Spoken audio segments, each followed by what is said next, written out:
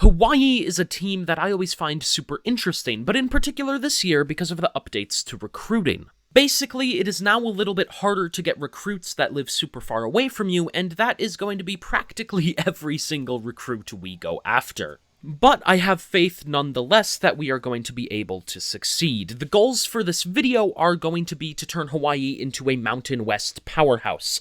I'm going to describe that as winning the conference at least 3 times. We also need to sign at least one 5-star recruit and win the college football playoff. If we can do all of that in the span of 5 years, then I will consider this a success. Real quick before we jump into the video though, if you do end up enjoying it, I would super appreciate if you could like and subscribe. This is nearly a brand new channel and that kind of stuff really helps out.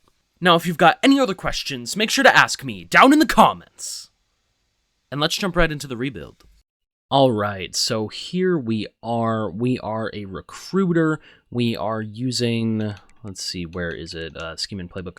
We are using the Tennessee Veer and Shoot in the 3-3-5 title defense, and I'm hoping that it's going to be fine. I've done a few Dynasty files. I have so many hours on this since it came out, and I'm going to try my best to rebuild Hawaii to be one of the top teams in the nation, and we'll see what we can do. I'll set up the first recruiting board, and then I'll let you all know. Alright, so if we look at the roster here, we're currently a 68 overall and a 1-star school. But we do have DeMarcus Davis with star dev. He has a playing time deal breaker, so hopefully we can get him to stay with us the entire time, as he is going to be a very, very big part of what we can do here for this rebuild. He's got pretty decent skill caps. He should be able to get pretty good. And I'm really hoping that things do go great for DeMarcus Davis, that he progresses really well. Other than him, we do have Barfield, who we'll have for the next few years. At fullback, we have Reasoner. Wide receiver, we've got Senecal. He's going to be out after this year, though. We have Ashlock, who we've got for the next few years. Harris, who we've got for the next, 3 years. Ideally, maybe he'll progress a little bit. He's got impact dev, so we'll see on that. We have Salava A, who's got normal dev and is a junior.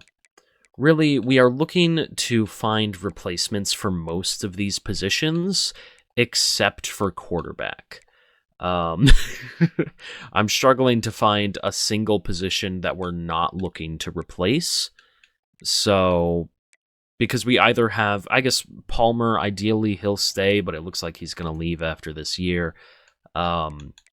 Yeah, we really need to build this program from the ground up, but we do have the bonus of having a very good quarterback from the start with star dev, so that makes things pretty interesting. Alright, so checking our schedule here, we got Stanford, Arizona, Sam Houston, FCS Northwest, and then a bunch of conference play. Hopefully, we should be completely fine. I also just realized, I think I didn't show this yet, but I did set up the entire recruiting board. I tried to find some gems, but I could not.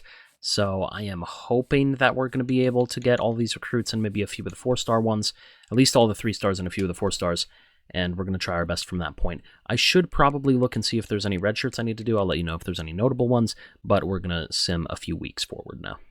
So this is going to be our recruiting board at the start of the year. We're just targeting all the top people with the exception of the punter, because I don't think we need to put 50 into a punter right away. Hopefully everything is going to be completely fine for us. Maybe if we get 2 of these 4-stars, I'll be happy, because we're going after 4, so if we have a 50% success rate, then I'll be pretty happy about that. The rest of the 3-stars I obviously want to get, but we might lose a couple of them. I'd hope we get most of them, though. Oh shit, we actually beat Stanford. Yo, what? I was not expecting to beat Stanford there. What was the score? 38-31. Damn, okay, we beat Stanford. We're 1-0. Maybe we're going to be awesome. Oh my god, so we actually get a commitment already. That's crazy. And we moved to 2-1 as we did beat Sam Houston there. Crazy that we were able to get that commit. Yeah, so on this guy, we had actually we got him in on a visit. Because after the first week, we somehow got him into the top 5, so we were just like, okay, how about we fly you out to Sam Houston? Or to us to face Sam Houston. And then we end up beating Sam Houston, and he just falls in love with us, and we get him to commit. So that is absolutely awesome, and we have a lot of time now that we can use on all these other guys. I don't think there's anyone else we can bring in on a visit. No, it doesn't look like it. But we can start expanding the amount of people we're looking at. Unfortunately, one of the 4 stars did lock us out and commit to Oregon, so that sucks. But we are looking pretty good on all the other ones. So that looks pretty good, at least. I think we will be able to get all the other ones. I can hesitantly say at least, hopefully. Oh my god. We're 5-1, man. It's actually been crazy to start the year. I don't know why the team is doing so goddamn good, but we are not letting anyone score. That's crazy, man. Okay. Love to see it. Alright, I do want to point out right here that we are very close to getting all 3 of these 4 stars. I think we might get all 3 of them over the next 2 weeks. We'll see. I'm worried about that visit from Tulane here, but otherwise, I do think we're definitely going to get Camper this week, and then I'm hoping that we're going to get Humber and Whitehead over the next 2 weeks. We'll see. That's what I'm hoping for, at least, though. There's Camper. All right. Awesome. And then, okay, we did not get kicked out of the running for a 4-star, at least, so we know that neither of them committed. By the way, we're 6-2. We've been crazy this year. Just absolutely insane. But let's go ahead and see how we're doing here. Probably going to get Whitehead this week. Probably going to get Humber this week. If I had to guess, I think that's how it's going to go. I think we're barely going to scrape by to get Whitehead. I think we're barely going to scrape by to get Humber. And if that is what happens, then man, that's crazy. Air Force did get Regis, so a little bit sad there. But, ooh, actually, I don't think there's even any point into putting points into him there. I think he's just going to San Diego State. But that's okay, because we're going to get all these other guys. All right, there's Humber. And then there's Whitehead. So we do end up getting 3 4-stars in this class. We are very happy about that. We got San Jose State coming up. But man, the main highlight is that we have been able to get nearly everyone we want. I don't even think we're going to need to do anything other than offer a scholarship to FA2, by the way. So that is crazy. As absolutely amazing recruiting class for us thus far. That is awesome. And we are free to completely add in some new people here, because we are actually already have got basically everyone we want. So that's awesome. I'm going to go find some more 3-stars, and then we're going to simulate a little bit more. So here are the 3-stars that we decided to add. A few of them are JUCOs, but we also added a 4-star that no one has scouted yet, because, I mean, or that no one has recruited yet, because I scouted him. He's not a bust. He's just a normal 4-star. We would love another normal 4-star, so we're going to try to get him. Hopefully we can, but I am super overconfident because this recruiting class has gone amazingly for us. And it does look like no, okay, I am putting 50 hours. I don't know why I thought I wasn't putting 50 hours into him. I am. Everything's going to be fine. All right, so of course, immediately when we start going after Stefan Walls, so does UCF. But I do have some hope. I don't know. I think it's possible. We're going to keep trying, because I see no reason not to. And then from that point, hopefully we're going to have just a pretty good year recruiting-wise. I mean, we've already had an absolutely amazing year in terms of, like, winning. We're 7-2 right now. Not what I expected, but it's absolutely crazy. And, yeah, I mean, we're just doing awesome, man. And what did I tell you? We jump ahead of UCF. That is absolutely awesome. I don't really think we have enough there to guess, but I think we can bring them in on a playing time visit. That's going to be completely fine. And I have maybe unearned confidence, but I think we're going to be able to get Walls.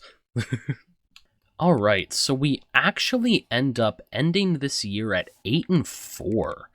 We had a crazy year, man. I did not expect to be this good in year 1, but we are. We're going to be in a bowl game. I mean, where did we end up in the conference? We actually didn't do that great in conference play. We only ended up going 5-3, so not amazing. But, man, that is absolutely crazy. We did great this year. I am so happy about it. And I haven't even checked how close we are to getting Walls. We are so close to getting him to just outright commit. Man, we did amazing in everything we wanted to do amazingly in. That's awesome. Oh my god, and there you go. We actually get Walls to commit. That's crazy, man. So 4 stars, not 3. Man. I'm going to be honest, I thought it was going to be hard to get 1. Byram Brown is going to win the Heisman Trophy for the USF Bulls, the University of Southern Florida. Crazy, man. I haven't seen that one yet. Damn, that's awesome, though.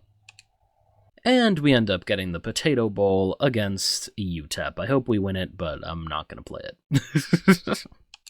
And if you do look so far during early National Signing Day, we have the 23rd ranked class in the country, and we are by far the best in the Mountain West. So that is absolutely amazing for us. You love to see that. I am hoping to get it even higher, honestly, but we'll see. And if I'm not mistaken, we did win the Potato Bowl, so you love to see it. We get the job done against the UTEP there, and let's see how our season ended up going. DeMarcus Davis had an absolutely outstanding year, nearly 4,500 yards with 28 touchdowns and 7 interceptions. Rushing-wise, Sims did pretty good along with Barfield. Davis had a little bit of running as well. Receiving, great years for Senecal and Harris. Harris is going to stay, so that's good. Senecal's a senior. And Ashlock is going to stay. Okay, so we are going to have some people leaving, but, like, it's okay. Sacks-wise, I feel like we had a pretty good offensive line. And then defensively, let's see how the 3-3-5 did. I mean, our edge guys got some sacks, so that's good. And then that's pretty good. But I feel like the best way to judge a defense is just by how well they did, right? So let's go ahead and look at the schedule and see if we're happy with it. I'm not going to change it, but I'm just trying to figure out what the best defensive scheme is. And I feel like overall we were able to hold most opponents to pretty low. I mean, 10 here. Granted, 28, 27, 20, 21, 23. But other than 10, 10, 0, 17. I mean, the most points that got scored on us all year was 31, yeah? Yeah, 31 was the highest. So I'm pretty happy about that. I think that's completely fine. We will take a look at the history because why not? Clemson ends up beating Texas A&M in the national championship. Is there anything else that we really want to look at? I mean, we could look at conference champions, I guess. Sure. Here you go. Oh no, this isn't conference champions. I just realized. That's not okay. Here, we'll look at it. Oh, we could just look at it this way. Awesome. I was kind of being an idiot there. Boise State ends up winning the Mountain West. That's what we care about the most. But otherwise, we got James Madison, Bowling Green, South Carolina, who was ranked number 2, winning the SEC. Memphis winning the American. Miami wins the ACC. UCLA winning the Big Ten. Kennesaw State defeats Liberty. Yeah, no, pretty crazy. As all that is awesome. And I am pretty excited to get into the off-season recruiting.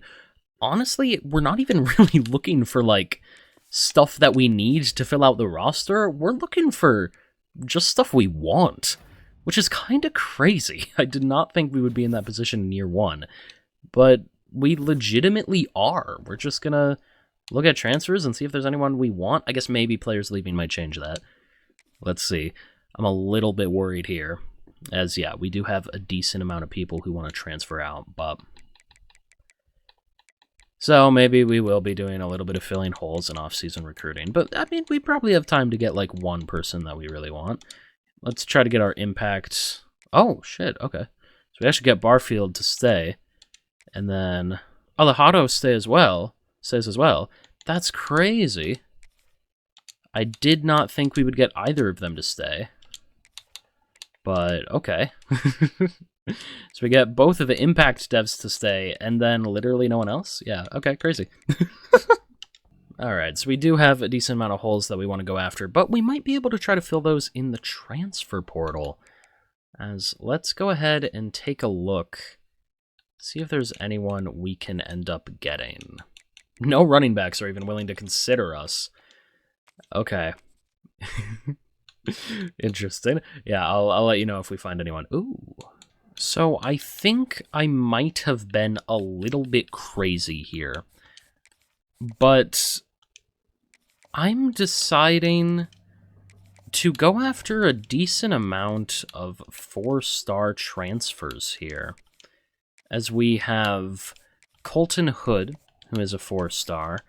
We have Aiden Hubbard, who is a 4-star, and we have Jalen Slappy. All of them are 4 stars, and we're going after all of them. I feel like we have a pretty decent chance here. I'm not sure, but I'm just going to go out and say that I think we're going to be able to bring in these guys, and that is absolutely awesome if we can. Oh my god, and let's see here, man. I mean, I was worried about being like Icarus and flying too close to the sun here, but I actually think we're going to get all of these guys. That looks crazy. We're even maintaining a lead on West Virginia there. That is awesome. Oh my god, and we know what we need to do. Okay, that's great. Alright, so, I mean, Strickland is about to commit. Hood is gonna commit to us. We're in a recruiting battle with UNLV here, but with 3 A+. I'm gonna hope we'll be okay. Maybe not, but we'll see. So we should double check and make sure that we are doing the best for all these guys as well. Probably don't need to change this for Strickland if I'm being honest, but we're gonna do it anyways. Oh shit, UCLA jumps up a lot for Colton Hood. And that is kind of scary. We could look... Okay, so we know that it's playing style. I think we are going to have to take a guess here on a hard sell. I kind of want it to be campus personality. And it looks like it might be guaranteed to be that. So let's go with that. Hopefully, since we still have the edge, we'll be able to get Colton Hood. I am hoping I didn't mess it up there. I mean, here, can we just also hope that it's campus personality? I think we can. I'll double check. Yeah, alright, we do actually know for a fact that it is campus personality, so we're going to go ahead, put that there. And then we're in a recruiting battle for Slappy. Can I just take a shot at campus personality? We're doing it. I think it's we're gonna be bold. My confidence is so high right now, and nothing can humble me. So, all right. So this is gonna end up being our final recruiting board. Hoping that we get Colton Hood, obviously. We've set everything up to hopefully get him. Hoping that we get Myron Robinson. Hoping that we get Oh, no, we already got Santiago. Hoping that we get Hubbard. Hoping that we win this recruiting battle for Slappy. I think we will. And ideally, we're going to just end up having an amazing class. I am honestly in awe at how good of this recruiting class has been, especially that we went 9-4. Just everything's going great so far, and I'm expecting even greater things in year 2, maybe a conference championship win. All right, there we go. So we got Aiden Hubbard. We got Myron Robinson. We got Devontae Dykes. We got Larry Hunter. Did we not get those other 4-star transfers? It hasn't shown them yet, so I'm a little worried. Oh, it's just waiting until the end. Okay, Colton Hood does come in. Shaquille Griffin. Shaquille Pettis? Was that Pettis? That was Pettis. Okay. So I do think we ended up getting all of the 4-star transfers. At the very least, we got everyone left on our board. That is absolutely awesome. Let's go ahead and look at National Signing Day, as I believe we brought in 34 recruits. Let's see where our class ended up ranking. It was the 37th best in the country, but by far it was, maybe not by far, Boise State's right there, but it did end up being the best in the Mountain West, even better than Boise State's. So I am very, very happy about that. That is absolutely awesome. We ended up, oh no, Slappy went to Arizona State. Okay, so we lose one of the transfers. That's okay. We ended up bringing in a total of, actually it said, when we were looking at the classes, we ended up bringing in a total of 6 4-star players. That is absolutely awesome. You'd love to see that, and I am very excited for this next year. And to do position changes. Of the wide receivers that we got, we actually only end up getting one of them as an impact dev, so a little bit unfortunate there, but I think Humber is still going to be good. He's just not going to end up being like an amazing player for us, so that's okay. Ooh, Blacknall is actually a star dev, and beyond that, well, not really beyond that, but he's got playing time deal breaker, so we are going to start him at the Mike position, and hopefully he's going to do really, really well. Another one with star is going to be Myron Robinson, so that is awesome. He does like the playing style. Both of these guys want playing time, and I think what that means is we'll end up moving Clifton Camper to Sam, and then he can start over here. So yeah, we're going to move Clifton Camper to the Sam position, and he's going to start over there. And then our linebacking core is actually going to look pretty crazy, as we'll have Myron Robinson with star, we're going to have Blacknall with star, and we're going to have Camper with impact. That is amazing. All right, so now we do have training, as DeMarcus Davis is going to jump up +3. You'll love to see that. I decided to have the training automatically do it, mostly because going one by one and doing this training, it takes so long. And for these like one-off videos, I don't want to do that. And I also do like the way it shows this, because it doesn't show this if you do it manually. It's easier to look at and talk over like this, and I think it looks nicer. So I think I'm going to let it do automatic for these one-off videos where I just rebuild a team in one video. If I do any like series or anything like that, it's probably going to be manual. But like I just said, for these ones, it's going to end up being like this because I think it looks nicer. But yeah, no, thanks for coming to my TED Talk. But I am pretty happy with the progression that we see here. I overall think that the team is looking pretty good, and despite the fact that it does put us at only a 69, I think we have a bright future, and I'm very excited for the next few years. Alright, so before we do anything, we are going to look through at the red shirts and see who we can redshirt, and then we're going to go through the depth chart, make sure all the people who really want to be starting are starting, and from that point we should be pretty good.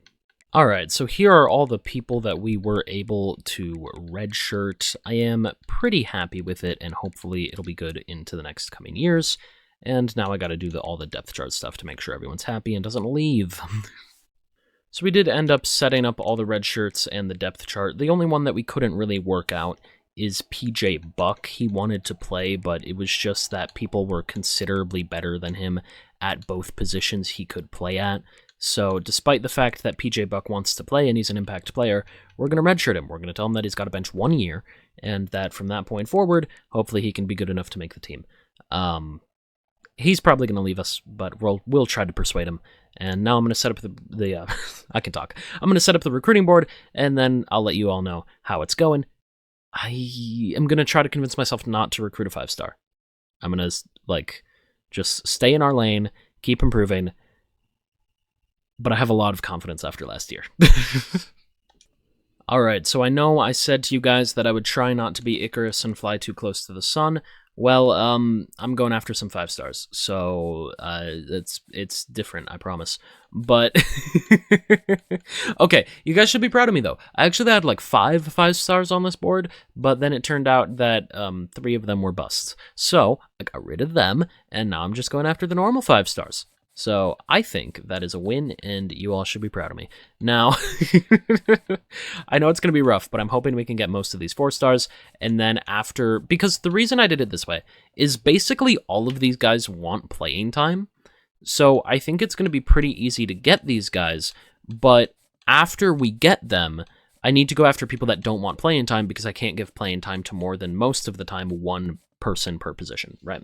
Corner and wide receiver are a little bit different, but I do need to be able to fulfill that promise I make to them that they can play here. So I'm going after the big guys who want playing time, and then for all of them that don't work out, hopefully maybe half of them do. I want to get at least one of these 5 stars. It might happen, it might not. But for all of them that it doesn't work out on, we're just going to go for other people later in the season. But we're not going to think about that right now because we're going to get them all, definitely, 100%. Oh, and for our schedule this year, we're going to be going against Stanford, and then UNLV and New Mexico State, and then New Mexico. And then we also got Arizona State later in the year, and beyond that, it's mostly conference play until UMass. So I hope that we have a relatively good year once again, but we'll see. All right, so at the start of the year, this is what we've got. One of the 4 stars did actually kick us out, say that we weren't going to be the team, so that's a little bit unfortunate, but we're just going to put a bunch of 50s at the top and then hope that everything works itself out. Obviously, I'm going to tinker with some stuff as the weeks go on, but I'll let you know if anything notable happens.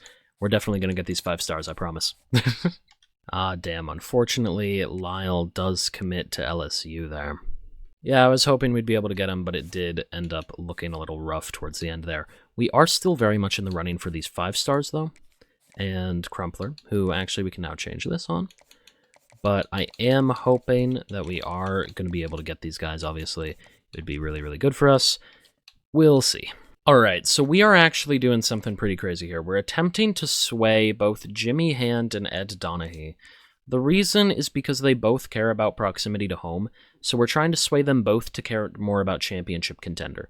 Now, Championship Contender is only a C+ for us, and that's not very good, but it is a lot better than an F. So if we can get them into that position, I do then think we would have at least somewhat of a chance to get them. I am also now just realizing that I put Jimmy Hand on a bye-week visit instead of a game. Really should have put a game, but it's fine. I don't know if you can hear my dog. She is, I don't know, she wants to be in the video. But ideally here, we should be able to do pretty good. I'm hoping that at the very least we get all these 4 stars and that we end up getting one of these 5 stars. It does look pretty possible as we are very high in the running for them, but I don't know, I'm getting kind of scared now. Alright, so the sway attempt failed on Jimmy Hand, but it succeeded on Ed Donahue. So we are pretty happy about that. We are now going to be able to persuade him on something else. Granted, we did just lose to Arizona State, who is like the 6th ranked team in the country. So our championship contender did go down a little bit, but it is still higher than proximity to home.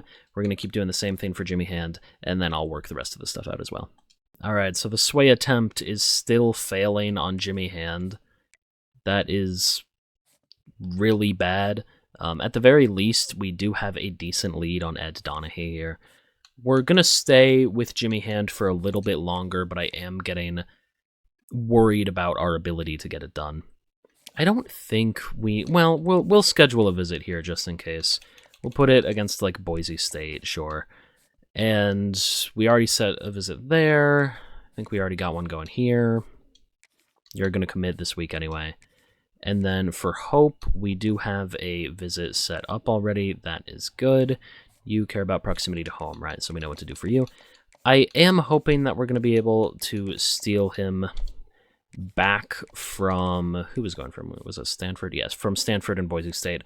So I do hope we'll be able to do that. I'm not exactly sure, but, you know, I can be idealistic. So we are able to get Bob Clemens this week, and that is going to be the only recruiting change. We are 4-2 at around halfway through the year, by the way. It has been a great year for us thus far. We're undefeated in conference play. We've lost to Stanford and Arizona State so far, and honestly, Arizona State's ranked 5, and we only lost by them, or to them, by 6 points. There we go. So that is pretty good. I'm very happy about that. We got these games coming up, and honestly, I'm feeling pretty good about our chances. I think we're a good team. Oh my god, the sway attempt failed again on Jimmy Hand. It is just literally never going to work. That's crazy. I hope that we're able to get Ed Donahue. We are very far ahead on Crumpler. We are about to get Biggs to commit. It does look like Cedric Guy is going to end up going to LSU instead, so that sucks a little bit. We're going to try to get Hope to come here, but it is looking like it might be a little bit hard to pull him away from Boise State and Stanford. And then Harbor, we've got by a mile. All right, so we do end up getting Biggs to commit there. We are pretty happy about that. And it does look like, don't know if you heard that car, it does look like one of our guys ended up committing to LSU, so that's a little bit unfortunate. Humber is the Mountain West Conference Player of the Week, or Offensive Player of the Week, so that's awesome. We're 5-2, very happy about that. And let's see, did it finally work? It failed. Man, let's just take him off the board. It's never gonna work. But Ed Donahue, I think we might lose him too. Genuinely, I think we're gonna lose Ed Donahue, and that is so sad because I really wanted to get him, but I just don't think there's any way that we can. We just offered a scholarship to this guy. He was a guy who was. I can't think of the words. He hadn't been recruited yet, so we tried to steal him, but it didn't end up working. Now, we might actually end up losing Hope here, which would be really sad. That visit already happened. Or no. No, the visit is going to happen. Okay. And that's the same for Donahue, right? Okay, we might be able to get him then. We might be able to get him this week with a win. That would be absolutely crazy. I would be very happy about that. So then I think we're just going to look at to get some 3 stars to fill out the rest of this class, because we do need to fill out the class. Oh my god, man, there you go. We actually are able to secure a 5-star recruit. That is awesome. You love to see that. As we do move to 6-2, I mean, we are playing at an outstanding level. This has been crazy this year. Recruiting-wise, we're about to get Crumpler in the next few weeks, so that's great. I'm not sure if we'll get Hope. Maybe? We had a good visit. If we do get Hope, it's going to have to be this week. But what I'm worried is going to happen is we'll enter a recruiting battle with Stanford, and then because they have a visit on week 11, they will then win on week 11. Because I'm pretty sure if both teams get to the commit in the same week, then it triggers a recruiting battle. And I think both us and Stanford are going to get there this week, which is week 10. So then the recruiting battle will start on week 11, and then them with their boost from the visit will win on week 11. So I hope that's not what happens, but I'm afraid. And exactly what I said would happen did happen. We are in a recruiting battle for Hope, which I'm pretty sure means we're just not going to get him. Stanford has a visit this week. I don't see us winning it. I'm going to be honest, I think Hope is going to end up going to Stanford. But like I said before, we're going to get Crumpler either this week or next week or just any of the coming weeks. It's going to happen. And we're just going to focus on filling out our roster with these 3 stars now. Hey, what did I tell you? Crumpler's going to commit any day now. And, oh, well, he hasn't gone to Stanford yet. I was expecting to see him gone to Stanford. We are 7-3 now, by the way. We did end up losing to Boise State, but still, 7-3 is crazy. Very happy with how good we've been this year. And I'm pretty sure if we beat Fresno State, are we going to be guaranteed to make the conference championship? It does look like it. So I'm really hoping that we can beat Fresno State. I mean, they're really bad. So if we can win, we can go against San Jose State in the conference championship game. That would be absolutely awesome. I'd be very happy about that. And I mean, if that was them on a visit week, right? Or is the visit week now? What week is it? Is it week 11? No, it's week 12. That was them on a visit week and they couldn't even keep pace with us? Okay. Damn. So I guess we are going to end up getting Hope. That's crazy. I did not think we would. And there we go. We do actually end up getting Hope at the buzzer. So you'll love to see it for us. And we do move to 8-3, which I think guarantees us a conference championship bid, given that we have no more conference games remaining and we are sitting at 7-1. I think, yeah, I mean, even if San Jose wins and somehow goes above us, then we will still fall to 2nd because no other team has a chance to get above us. So we are guaranteed to make the conference championship, and I am very happy about that, and we are going to be playing that game. All right, so we're going to end up attempting to sway Worley just to get him off of an F grade, but other than that, we should be completely fine. I'm not really worried about this UMass game. It literally doesn't matter whether we win or lose. I would like to win, I guess, but ultimately, It doesn't matter. We're making it to the conference championship game either way. And let's see, we did win. Okay, so we are sitting at 9-3, and that is absolutely awesome. Here we go. We have been invited to play against San Jose State. I am very excited for that. We're going to make sure the recruiting is all in order, and then we will get right into that game. All right, so let's see here. The Mountain West Championship. I am very excited to go against San Jose State here. We're going to play the moments, and hopefully we're going to get the win. I'm excited. And here we go. As you can see, the team getting ready to go out onto the field. And I'm just realizing, is this our home stadium? Oh, it is. Does the Mountain West, like, play in the home stadium of the better team? I'm not sure. Damn, okay, either way, this is the championship game, and I am very excited for it. Well, it can't possibly be the better team, because they're 10-2. So, I'm not exactly sure about that, but what I am sure about is that this is absolutely awesome. We're going to fire to Humber, and he's barely going to make that catch there, setting up 2nd and 6, damn. But we're just going to go ahead and call stick here. They brought us in to start off the game with a good drive here. Davis is just going to roll out to his left, and we should be able to get around that defender. Yes, we are, and tiptoeing all the way down to the 39. Very happy about that. We're just going to go ahead and call inside zone here. Hopefully Barfield is going to be able to get some decent stuff down the field. And, yeah, I mean, Barfield has a lane. If only he didn't outrun the offensive lineman there. Nonetheless, getting all the way down to the 44 on their side of the field is absolutely awesome. We're going to call slants middle here. We might look for Minter, or we might just check it down to Barfield. Depends on what that linebacker does. I think we're just going to check it down to Barfield. Might have been a mistake as we end up losing 2 yards there. Probably could have done something a little bit better. We're going to go ahead and call slant swing here. We have Ashlock on the left side of the screen, and he is who we're looking at, but Davis is going to roll out, and Davis is going to have a lot of space once again, getting all the way down to the 28. That is absolutely awesome. As we are lining up on the 28 now, everything has gone practically perfect for us thus far in this game. We are going to roll out to the right. Davis is going to be off to the races again, and he's actually going to celebrate into the end zone there, putting the ball down, calling for the touchdown. And he basically ran us down the field there, so absolutely awesome drive for DeMarcus Davis. Wouldn't surprise me if he got like 50 rushing yards there, as that was awesome. You love to see it. Unfortunately here, the defense has been having a little bit of a problem, so hopefully we are going to be able to stop them. Quarterback trying to run, but we wrap him up down at the 2, making a 2nd and goal here. And, I mean,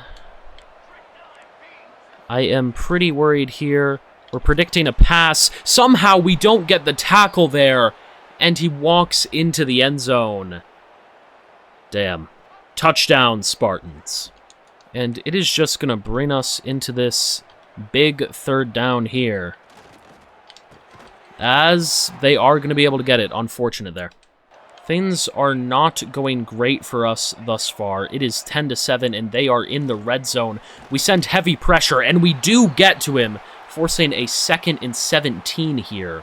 Now we're just going to fall back into a cover 3, and we are going to hope that we can hold off and maybe give ourselves the ball back with a little bit of time. We'll see. Oh my god, their running back just able to break a tackle there, forcing a 3rd and 7, where hopefully if we stop them, we should be able to get the ball back. So that is notable. We are going to predict a pass here. They are going to pass. They're going to try to run, and they are brought down at the 6, forcing a 4th and 5. They're definitely going to go ahead and kick a field goal here. Yep. And then, actually, I'm gonna play it just to make sure that they don't switch it to going for it on 4th, because I have seen that before with Play the Moments. But they're gonna go ahead and kick this going up. Oh my god, they missed. Okay. So we got to go a long ways, but we've got a chance here with 50 seconds left. All right, so let's see what we got here. We have a chance at Ashlock, but I don't think it'll end up working. I'm just going to run with Davis here and go out of bounds at the 27. So getting 3 yards, we are pretty happy about that. We're going to go ahead and call X rub under here. Potentially have Harris down the field, but I'm looking more at Minter and Ashlock and seeing what the defenders are going to do over there. We're going to roll out right. We're going to just fire this, and it is caught. We're going to go down the field and call for a spike here. So we're going to go turbo. We're going to go turbo. We're going to go turbo. Okay, there we go. We go turbo, and we're going to call for a spike. And hopefully we're going to be able to get something done here, as the clock does run a little bit. But we still have 31 seconds left, and we're at midfield. So we have a pretty decent chance here, honestly. We're going to go ahead and call bench swap. We have a chance for Humber or Ashlock on this play. We're just going to read number 2 and see what he does. Number 2 is going to drop back in coverage, so we're going to go to Humber. Humber is going to be wide open and get out of bounds all the way down to the 32 with 26 seconds left. You love to see it. All right, so for this point, we are running stick. We're going to look at our tight end here and see if he is open. He is open, but I don't really want to throw that, so we wait just a second. We throw it down the field. Ashlock makes a man miss, and we're down at the 2. We have to go into turbo. We have to go into turbo right now. Turbo, please, turbo, stop celebrating. Okay, so what we're actually going to do here is we're going to call turbo play. We are not spiking it. I think stick gives us a very good chance at getting into the end zone here. All we need to get is 2 yards, and we're going to roll out to the right and just fire it, but we miss. All right, with 11 seconds on the play or on the clock, I think we're going to go slants. Potentially got Humber. Potentially got Salavea. We're going to take the snap. We're rolling out right. I don't think we have either of them. We throw it away. 7 seconds left here. And the question is, what do we do? I think we're going to call stick. We're going to look at Salavea in the end zone. We're going to look at Barfield, depending on what the mic does. And then if neither of them are open, we're going to roll out and throw it away and take the tie. Salavea is open. It ends up going to Humber. I thought Salavea was going to stop on the hitch route, but he ended up just doing an out route there. So I incorrectly read what option he was going to do. But nonetheless, we end up getting into the end zone as Humber catches it out of Salavea's arms. And we are up 14-10 at halftime. You love to see that. Amazing drive. All right, so we are in the red zone here with a chance to make this game almost out of reach for them. We're just going to fire to Humber. Humber's going to make a man miss, get all the way down to the 6. As if we can score here, I would say that this game will be out of reach for San Jose State.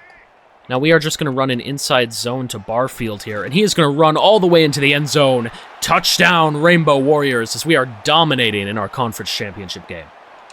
Now we are back in the red zone here. I'm pretty sure some sort of turnover gave us a touchdown. So we are, oh no, that was my bad. Bad rollout there, but that's okay. I'm pretty sure some sort of turnover gave us a touchdown. So we are looking really good here. We might look at Cobbs in the end zone, depending on how greedy we want to be. But we're just going to throw it to Y. I forget who that was. I think it was Minter. I'm not sure, though. We could look at a PA seam here. Could also look at the motion slot cross. I do think that's an interesting enough idea. Yeah, let's go with it. Could be pretty good. We might have Humber open down the field. Probably not Ashlock. Most of the time, we're just going to throw it to the check down here, though. And we're actually going to roll out right. I'm going to tell you to move, and you don't really. That's okay. He ended up getting jammed. That's completely fine. We are fine with a 31-10 lead here, as there is a lot of wind. But I'm going to hope that this will be fine. Nope, I miss it wide right. Okay. Well, it's fine. We're still up by 18 points with 5 minutes left.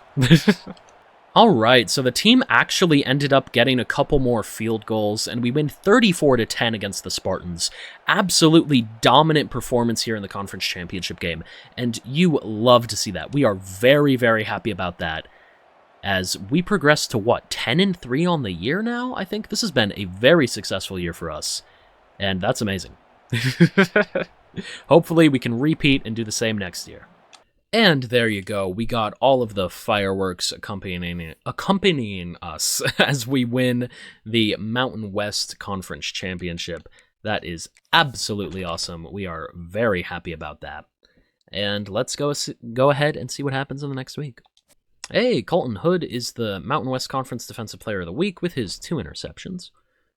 We are pretty happy about that. And then DeMarcus Davis is obviously going to be the Offensive Player of the Week. That is pretty good. And we did actually end up making it into the top 25 by the end of the year. Duke is crazy, by the way.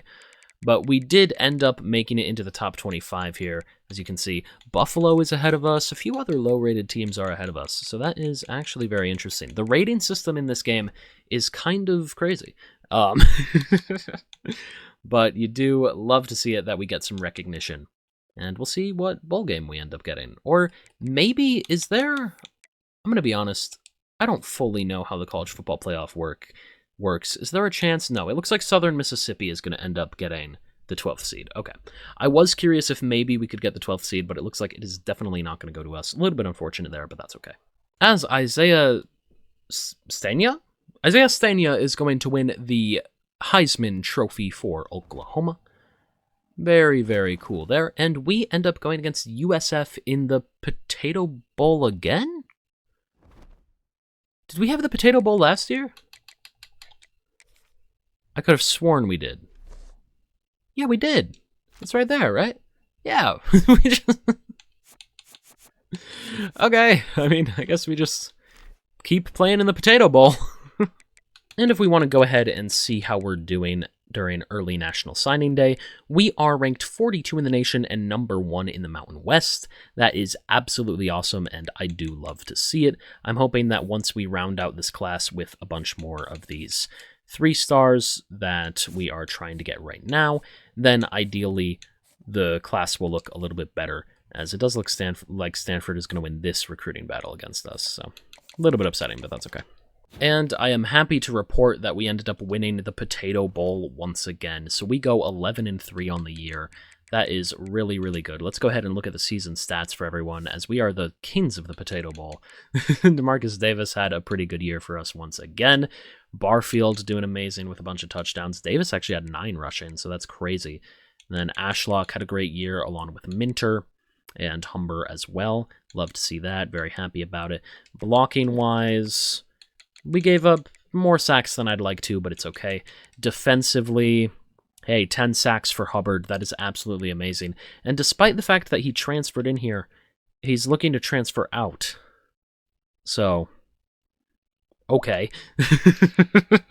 A little bit crazy, but, you know, whatever, I guess. Colton Hood ended up having 5 interceptions. That is awesome. And I do think overall the defense played pretty well. We can go ahead and check the team schedule. But I don't remember thinking that there was anything particularly offensive by the defense. I mean, 34 to Arizona State and 42 to Stanford. Those are both big-time schools, so whatever. The most points we gave up against an opponent of a similar stature was 27 to UNLV. So I am really fine with that. No, 28 San Diego State, my bad. I must have glossed over that because we won by like a million points. We won by 21 points there. But, yeah, no, great win for us. Or not, great season for us. We had a very good year. We are ranked 25th right now. And I'm hoping that next year we can just win the conference again and maybe make the college football playoff this time. I don't know, that might be a little bit ambitious, but that's what I'm hoping for. Alright, so let's see here. Texas ended up beating Duke in the national championship. In terms of conference championships, we did win ours, which is absolutely awesome. Other than that, you can see all the other ones here. I don't know if there's any specific to point out, but there you go.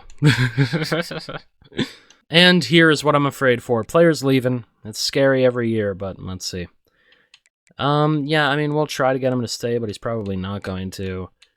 We're just going to look at all the impact dev people and try to get them to stay. And, yeah, I mean, there's not really too many. So, just a couple quarterbacks. Okay, he decided to stay. Damn, I did not expect that. Okay. We'll try to get Nesbitt to stay as well. He decides to stay. Okay. Damn, I mean, from this point, we're just going to go for all the high overall guys. And it doesn't really look like we're going to be able to persuade anyone. I am surprised we got both quarterbacks. Okay, we get one of our free safeties and a running back. Okay, I mean, you know, overall pretty good. In general, we did lose Ashlock to graduation and Hubbard as well. Oh, Hubbard was a senior. Okay, so he transfers to us and then ends up leaving. I thought he was going to leave because of playing style this year, but no, he's a senior, so definitely not doing that. We do lose a decent amount of people to graduation, obviously including Ashlock and Hubbard as the main people, but I'm feeling pretty fine going into this next year. All right, so a decent amount of transfers that we could potentially bring in. We are going to just look and see if there are any good transfers who want to come to us, and then if there are, we might end up bringing them in. We'll see. All right, so this is going to be our transfer crop this year. No one above 3-star, but that is completely fine. We're going to end up going after all those guys, and hopefully we can get them and then have a pretty good recruiting class. All right, so going into the final week here, this is going to be how our recruiting class is shaping up. It's generally looking pretty good. We are in a few recruiting battles that I think we're going to lose. I think one is against Florida. One of them is against Washington. Yeah, I think we're going to lose that one as well. Probably going to lose this guy to Tennessee. But that's okay, because I think we're going to get all the other guys, and our recruiting class should look pretty good, highlighted by a 5-star. So we're going to be able to take a look and see what happened on signing day. We did lose this guy to Florida. We did lose this guy to Tennessee, and we lost this guy to Washington.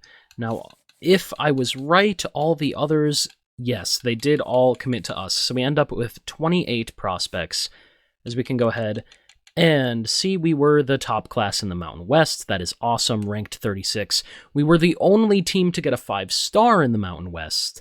And the only other team who got a 4-star was Boise State, and they got 4 of them, but we also got 4 4-stars. And we got more 3-stars by a mile and no 2-stars. So definitely the best class in the Mountain West. As ideally, we will be able to win the conference again next year. I think we should. And then we'll see what happens beyond that.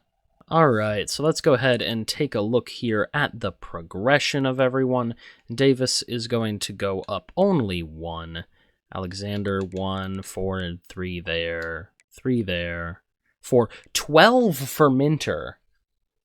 So that's absolutely crazy, actually. That's insane, man. Okay, love to see that. And then 6 for Von Soldern there. He was a transfer coming in this year, so he is going to be a pretty good tight end for us. Left tackle's looking great.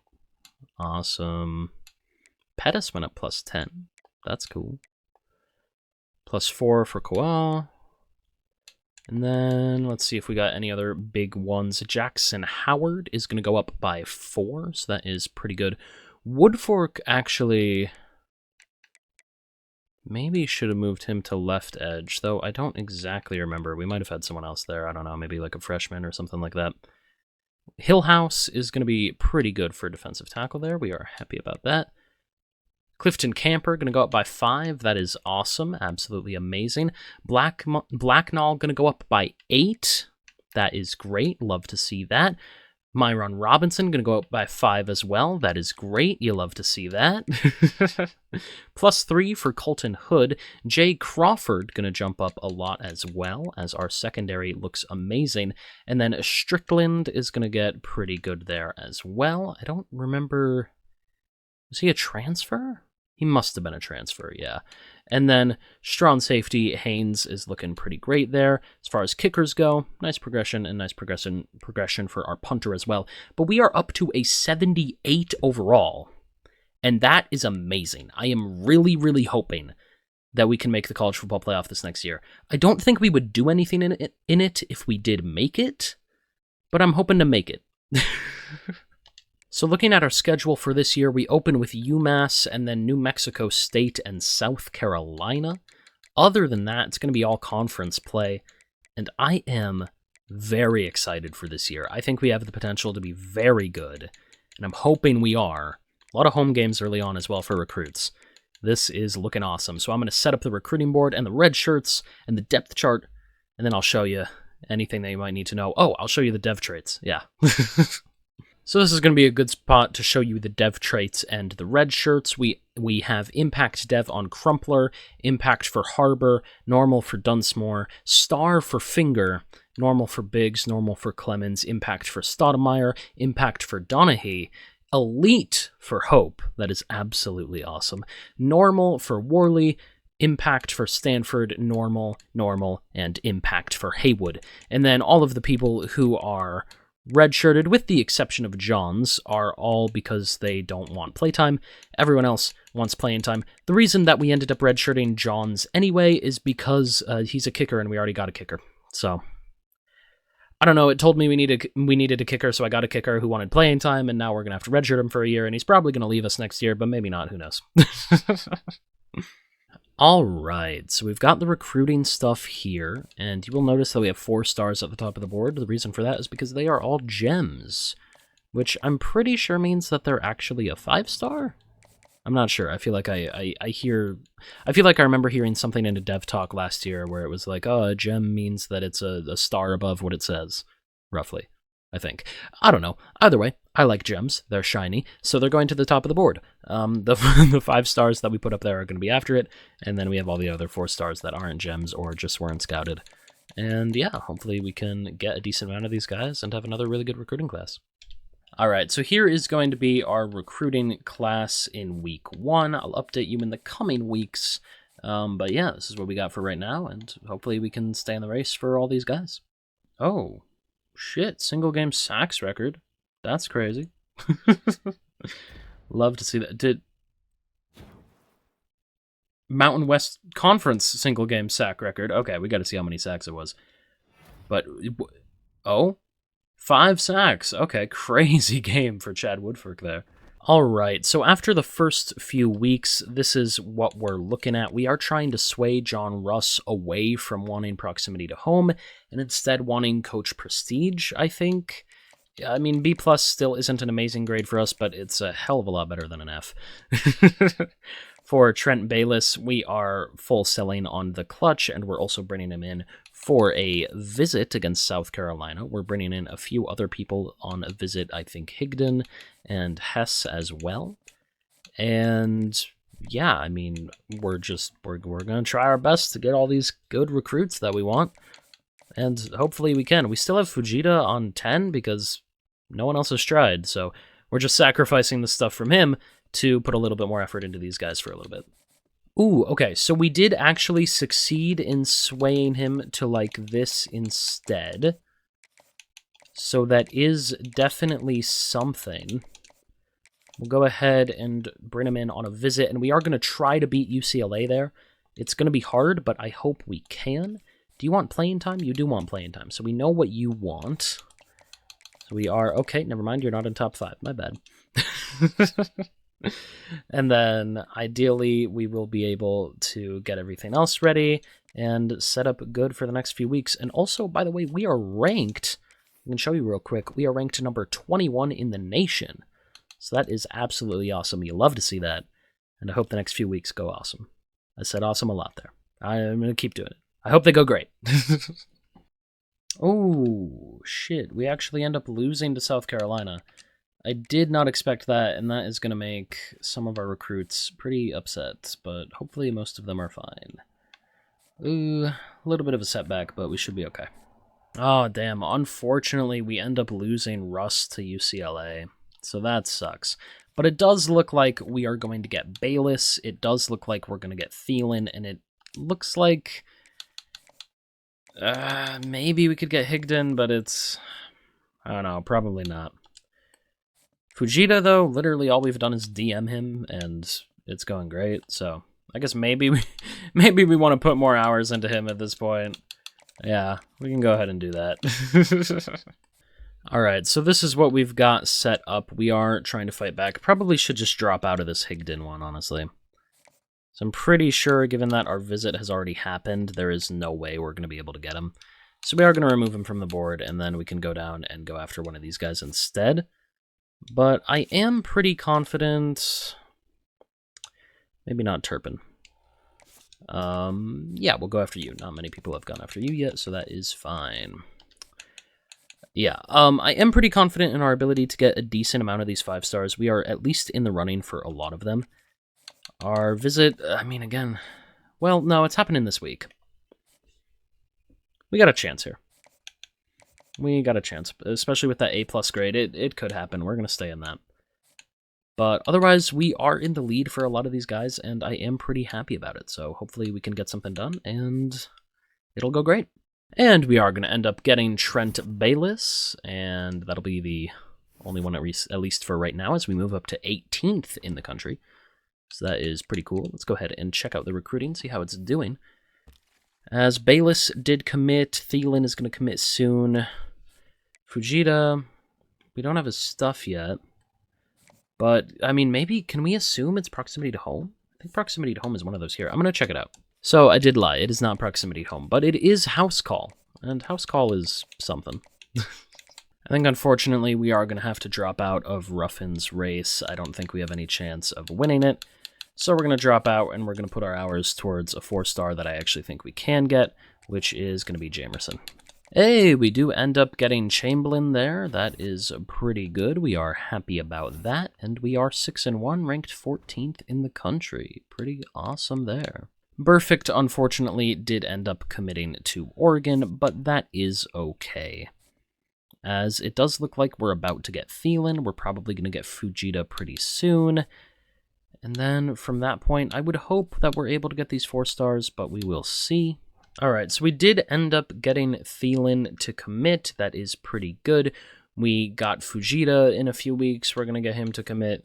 And then from that point, we'll hopefully get the 4-stars. And then we did add a bunch of 3-stars onto our board as well. So, we'll see.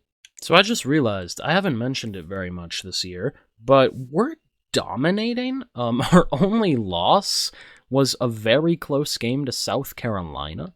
Other than that, we have done very well for ourselves. Maybe this game against Wyoming was a little close, but and New Mexico State as well. But we are ranked 11th in the country. We are undefeated in conference and 9-1 in total. Beyond that, we are actually, as of right now, in the college football playoffs. If they happen today, we would face Ohio State and probably lose, but we would be in the race, and that is a huge step in the right direction. Now, as far as recruiting goes, things have been going pretty well. We got Bayliss, we got Thielen, we got Chamberlain, and we're probably going to get Fujita in the next few weeks. I am a little bit worried about losing Olenula? I tried. I really don't want to say anyone's name wrong. I think we are going to lose Potts. I just realized that I haven't been hard selling him. I thought I was. My bad. It would really suck to lose Potts because of that, but we might. Everyone else I have been doing correctly, I promise, and you can tell because we're in the lead for all of them.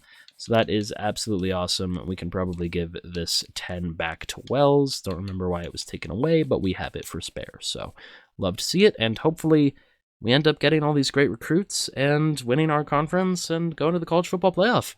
And there you go. We actually do end up getting Fujita to commit, so that is absolutely awesome. And we are 9-2. As we just lost. Oh, damn. Well, there's some karma and a lesson in overconfidence as we lose by 1 point to San Diego State.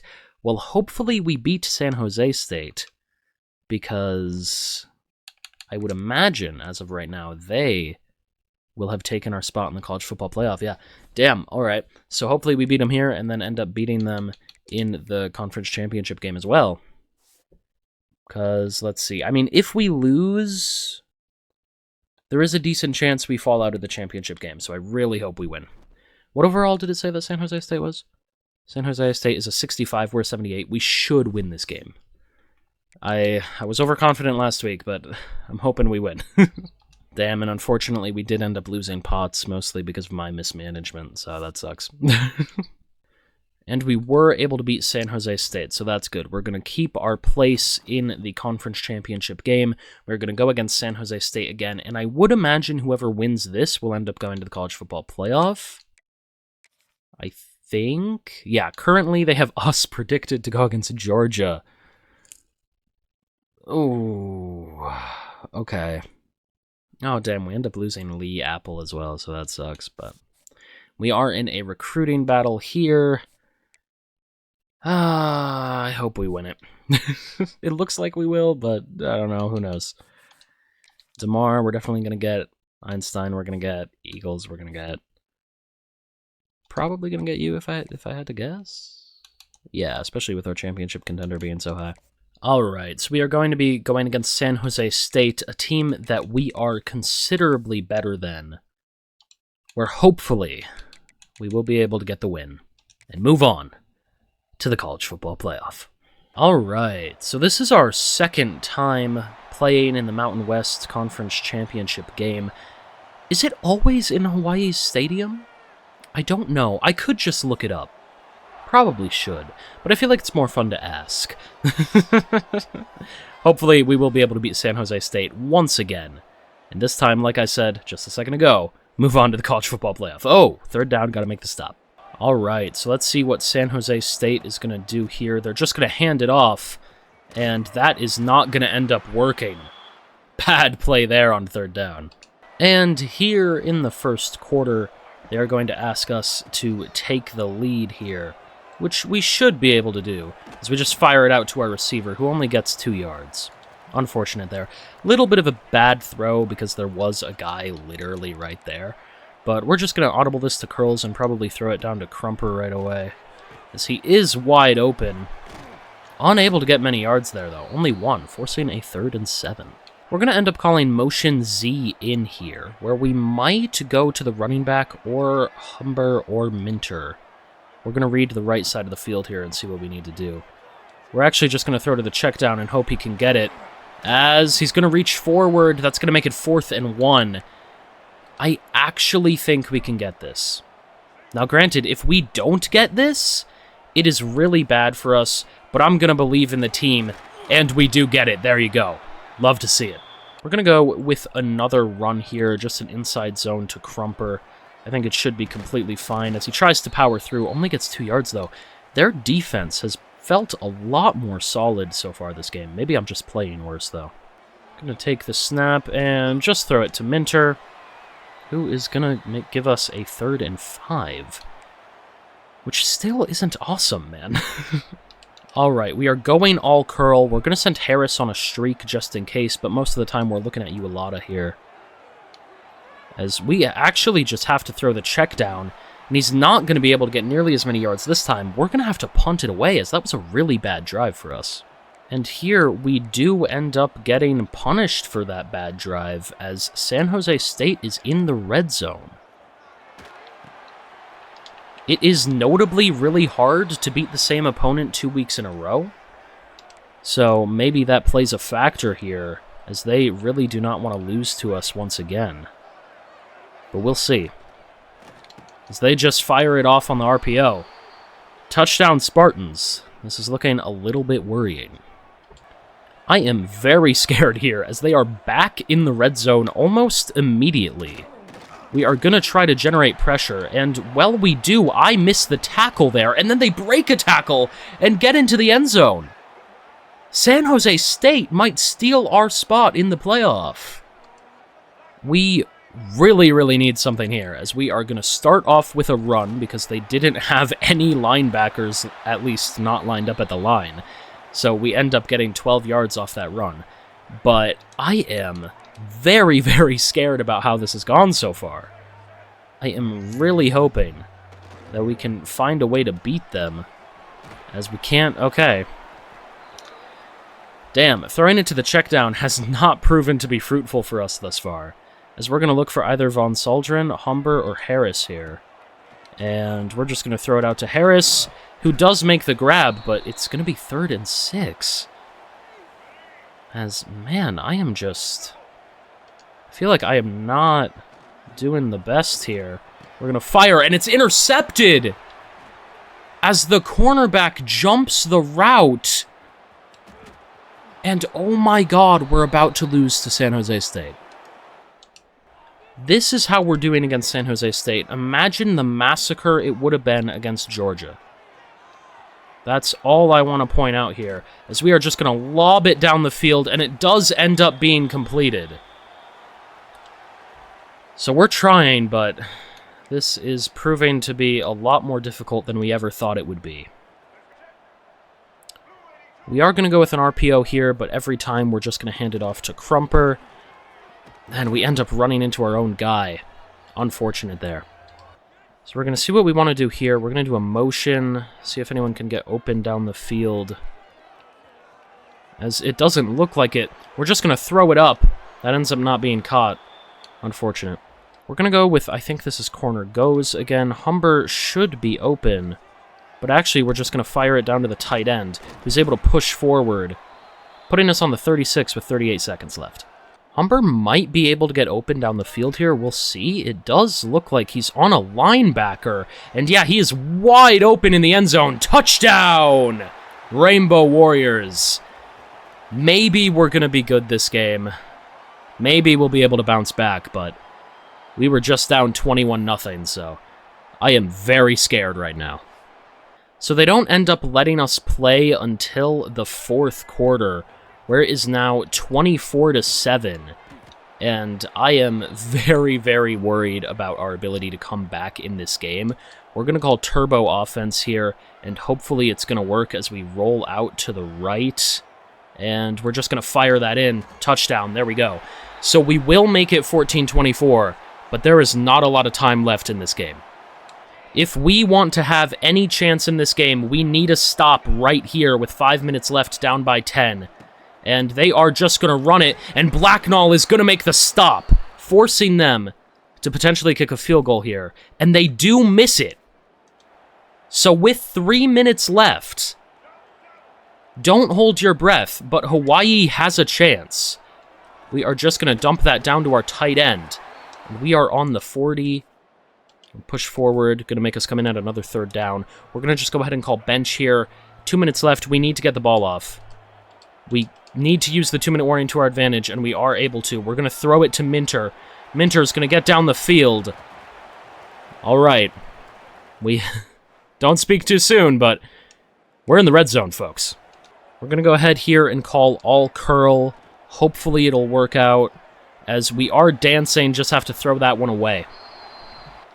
Now we're going to come out here in deep divide. I do like the idea of going to Humber on this play, but he does have a star in him. I might just send him on a quick slant, see if that ends up creating some separation. We actually can't go there because the rusher took a step back. Davis going to try to power forward, not going to be able to get it in. We just have to hurry up here. It's going to be 3rd and goal.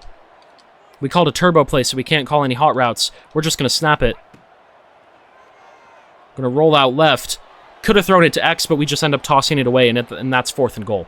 They want us to kick a field goal. We are not doing that. We are not going to be a coward here. We have a very good chance.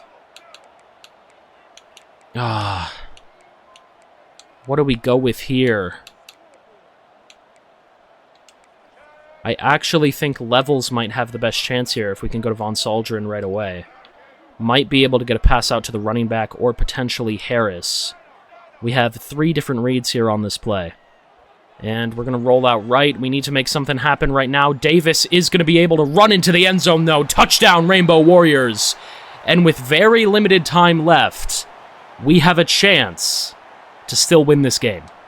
So I accidentally ended up skipping the onside kick. That is not what I wanted to do, but it is what happened. They call a screen. Blacknall is going to be able to stop him there. I actually wouldn't have gone for an onside kick here. I would have kicked it off to them because I want to be able to trust the defense. But they went for the onside kick, which is going to make our job considerably harder if we do end up getting the ball back. So going for an RPO there. We do need to stop them, making this a 3rd and 5. And we've got a chance, but it is very, very close here. We're going to go ahead and call cover 9. We're going to press and have them play underneath. I'm thinking it's going to be a run, but they might try to pass to win the game. And it's going to be a read option. We do stop them, and with 1 minute and 9 seconds left, the Rainbow Warriors are actually going to have a chance to win this game. I wonder if they are going to let us return this, or if they're just going to kick it out of bounds. Let's see. They are going to kick it into the end zone, it looks like. So we will start at the 20. All right, so let's see what we can do from this point, I'm going to put Humber on a streak just in case. But we will see what we can do here. I think we just have to throw that one away. We got to be very smart here and very careful. We're going to go ahead and call deep choice. We might have Humber or the tight end. Potentially Minter, but I'm not sure. And we're just going to throw it down to the tight end, who's going to catch it, but that's going to make it 3rd and 6. That is not good for us. We definitely need to get the first down here. Going to take the snap with Davis. Tight end is wide open there, and he's going to power forward out of bounds to the 40. We're going to go ahead and try something here. I'm not sure if it'll work, but going to try our best. We're going to roll out right here and just throw it down the field. I believe that is caught on the sideline, as we are now in field goal range. As long as we don't mess this up, this will at the very least go to overtime. We're going to throw it to the sideline there. And oh my god, we are on track to win this game, folks. We're going to go ahead and call all hitch here. We might be able to throw it right out to Brazil. And he is going to be open. Can he make that man miss? No, he can't, so we got to go hurry up here. We're going to call the exact same play. The exact same play. I think it's going to be open. We're going to look at Ualata this time. Nope, we're going to roll out to the left. Ualata is open. Touchdown, Rainbow Warriors! As, oh my god, Hawaii might be going to the college football playoff after all. Absolutely amazing there. You love to see it. That was a great play by Davis, great play by Ualata, as we are able to drive down the field and come back from a 21-0 deficit. That is insane. But before I speak too soon, let's not forget that San Jose State still has a chance here. With 8 seconds, we're going to see if they can do anything here. They just throw the check down and get out of bounds with 3 seconds left. And the crowd is shaking the stadium for the final play of the game here, as San Jose State is going to check it down again to lose? That's crazy, man. But nonetheless, we are the winners of the Mountain West Conference back-to-back. And I believe we have booked our ticket to the college football playoff with an amazing 21-point comeback. You'll love to see it. There you go, we do win the Mountain West Conference there. And let's see if we will get an invite to the college football playoff. I am inclined to think that we will. But we're going to get some recruits first. Terrell Swain is going to end up winning the Heisman for Ohio State there. But what I want to see is our invite to the college football playoff, as we will be going against number 6 Oregon. We made it. And I'm scared. Before we go to the college football playoff, though, let's take a look at early National Signing Day, as we are number 1 in the Mountain West and number 34 in the nation. Obviously, we're going to get a bunch more 3-star recruits as all of these guys decide what school they're going to go to. But we got a playoff game to play. Not to intimidate anyone or anything, but Oregon is a 91 overall. We are not a 91 overall. But I do have faith in this team, which means I do think we can get this done. Alright, so I accidentally didn't talk over the entrance of Oregon and everything, but Oregon is very loud here, as they want us to lead a drive at the start of the game here. We're going to just dump it down to the tight end to make that 2nd and 4. Man, Oregon's even getting to me. So I know you can't really see it because it keeps changing, but we did call all hitches on the right with a slant to Harris here. So we'll see how that goes. We are just going to end up scrambling and throwing it to Harris, who is going to catch it, end up breaking a tackle, and get brought down at the 47 there. Amazing play. Love to see that. We are just going to go ahead and try to run the ball. I don't think it's going to work very well, but... Okay, we should not have tried that. Instead, we're going to go ahead with X under this time. Hopefully we can get to Harris again, or scramble a little bit, or something. But we do get it over to Harris, and that's going to make it a 3rd and 7. So that's at least manageable. Here, you can't see it, but we did call curl slot post, which I believe means everyone is on curls except A, and that is the case. So we're going to look for Humber here. Never mind, the linebacker took him out, so we're just going to throw to the check down, who is going to make it 4th and inches. We got to go for it. I don't care that it's Oregon. We're going for it here. What could be worrisome is we might not be able to edit the play here. We are going to call a timeout because I do not actually want to run against their defense. We went ahead and called mesh here, so we're looking for Humber. Gonna see what happens. Humber is gonna get open. We also had our running back down the sideline for a touchdown, but Humber gets all the way to the 1. You love to see that, as we are setting the tone here against Oregon. So we normally don't do this, but we're actually gonna call a read option here, as Davis is gonna take it into the end zone. Touchdown, Rainbow Warriors. Call me crazy, but we have a chance in this game. It is 3rd down in the 2nd quarter here, and Oregon has had the ball a couple times, but they have just not been able to do anything with it. And there we go again, stopping them, forcing a 4th and 10. We might actually be able to escape with a win here. Okay, I might have spoke too soon, as they immediately bring the ball into the red zone. And that is going to be a counter. The running back is going to try to jump to the outside, but it's only going to be a 2nd and 7, so I would say that's pretty good for us. We're going to go ahead and blitz them here, which might be a terrible idea, but I'm just going to hope that it works, as they are running it, and we stuff the run, forcing a 3rd and 10. I cannot believe it, but we are going toe-to-toe with Oregon right now, as we are going to predict a pass here on 3rd and 10. And it does look like they'll pass it as they just dump it to the check down, who actually almost got the first down there. It's going to be 4th and inches, as we're going to call a timeout here because they went 5 wide. Oh my god, and after our timeout, they're actually taking a field goal instead. I cannot believe it. Part of me thinks it's a trick play, but it's not. It is up and good. We still have the lead over Oregon. But Oregon is back knocking on the door of the red zone, and we have to stop them once again as they fire. Then that's somehow caught! Are you kidding me? I thought that was going to be a pass breakup, but it did not end up happening. We are going to blitz them here and hope that it does something to stifle their momentum, as they do run the ball, and we get up and stop them on the 2. So they're going to call a timeout there, but they still have to get into the end zone. We are going to predict a run up the middle here, and it is not. It's a play action, which means they're wide open in the end zone. Touchdown, Oregon. They take the lead. Oh no, they are going to give us control on 3rd down, but we just end up running out of time.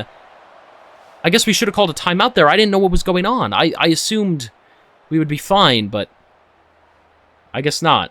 This is going to be a big 3rd down here, as we are just going to end up calling cover 3. They run the ball, and they push it across the line. Damn. We have a chance at redemption here, though, as we are calling cover 3 again. We're going to prepare for a pass. We just have to stop them from getting a 1st down. Bend, but don't break, as that is an interception! Oh my god! We get an interception in the college football playoff. Come on, you got to give me a chance to score off that. And they actually do give us a chance to score, as we are able to drive down into the red zone here. We're going to pass it to Humber, who's going to get 3 yards. That's fine. We're going to go ahead and call slants here. Slants, Humber might be open. I don't know who I'm kidding by trying to audible. The stadium pulse is way too loud for that. We're going to go ahead and roll left. They're too fast, though. We are going to just throw it away. We did have the check down open, but I didn't think to look at it. Now here we have post curls. We could go ahead and throw to Minter or to Harris. I think we're just going to try Minter here, but no, it ends up getting knocked to the ground as we're hit. We're going to go ahead and kick a field goal, as this stadium is very loud. Okay. But it is up and it is good. We tie the game 10-10. And we're staying in it. We are predicting a pass here, as on 3rd and 4, they are going to try to lob it down the field, and they can, getting stopped at the 4. You hate to see that, man. We are actually just going to go ahead and blitz them here. Hopefully something good ends up happening. As they're going to call an RPO, and we do stop them there, pushing them all the way back to the 7. Now here we are going to predict a pass and just call cover 4. They are going to go for an RPO and get stopped at the 2. I mean, if we can hold them here... If we can hold them here, that would be amazing. We are going to blitz. We're predicting a run. And it does end up happening. And we do hold them at the 6. So they are going to have to kick a field goal. And with 4 minutes left in the fourth quarter, you gotta think this is the exact spot Hawaii wants to be in. Getting the ball back, the destiny of their team in their hands. We'll see who can get the win here. Okay, so I hyped that all up for nothing. We went 3 and out, and Oregon got the ball back. But it's fine. We battle through adversity. As, let's see, they are just going to pass over the middle there. Get all the way to the 9. All right, we're calling cover 4 here, predicting a pass. Let's see what happens as Oregon is wasting all the time they can. They're just going to run the ball. We got to stop them, and we do at the 1. Ooh, this has been a very close game. We are going to blitz, but it is not going to matter as they get into the end zone. Touchdown, Oregon. I'm going to be honest, I think the college football gods are trying to screw us here. They didn't even let me come in until it was 4th down. But we are just going to fire it, and it is going to be caught. We can't even do anything after that, though. As the game is done, and we lose to Oregon. We fought with heart there, though. I think we deserved a better chance than the game gave us, but unfortunate there. We weren't able to stop them every time on defense, and that proves to be the crucial tipping point as they win the game. Alright, so it is notable to point out here that we ended up losing to Oregon in the first round of the playoff. They made it all the way to the championship. So I feel pretty good about that in retrospect. But overall, we had an amazing year, right? Finishing ranked 14th, we had an amazing conference championship game against San Jose State, and we almost beat Oregon in the college football playoff. So that is absolutely awesome. Now, if we go ahead and look at the season stats, because I don't remember if I've checked this already, DeMarcus Davis ended up throwing for 23 touchdowns, 9 interceptions, 4,300 yards. That's pretty good.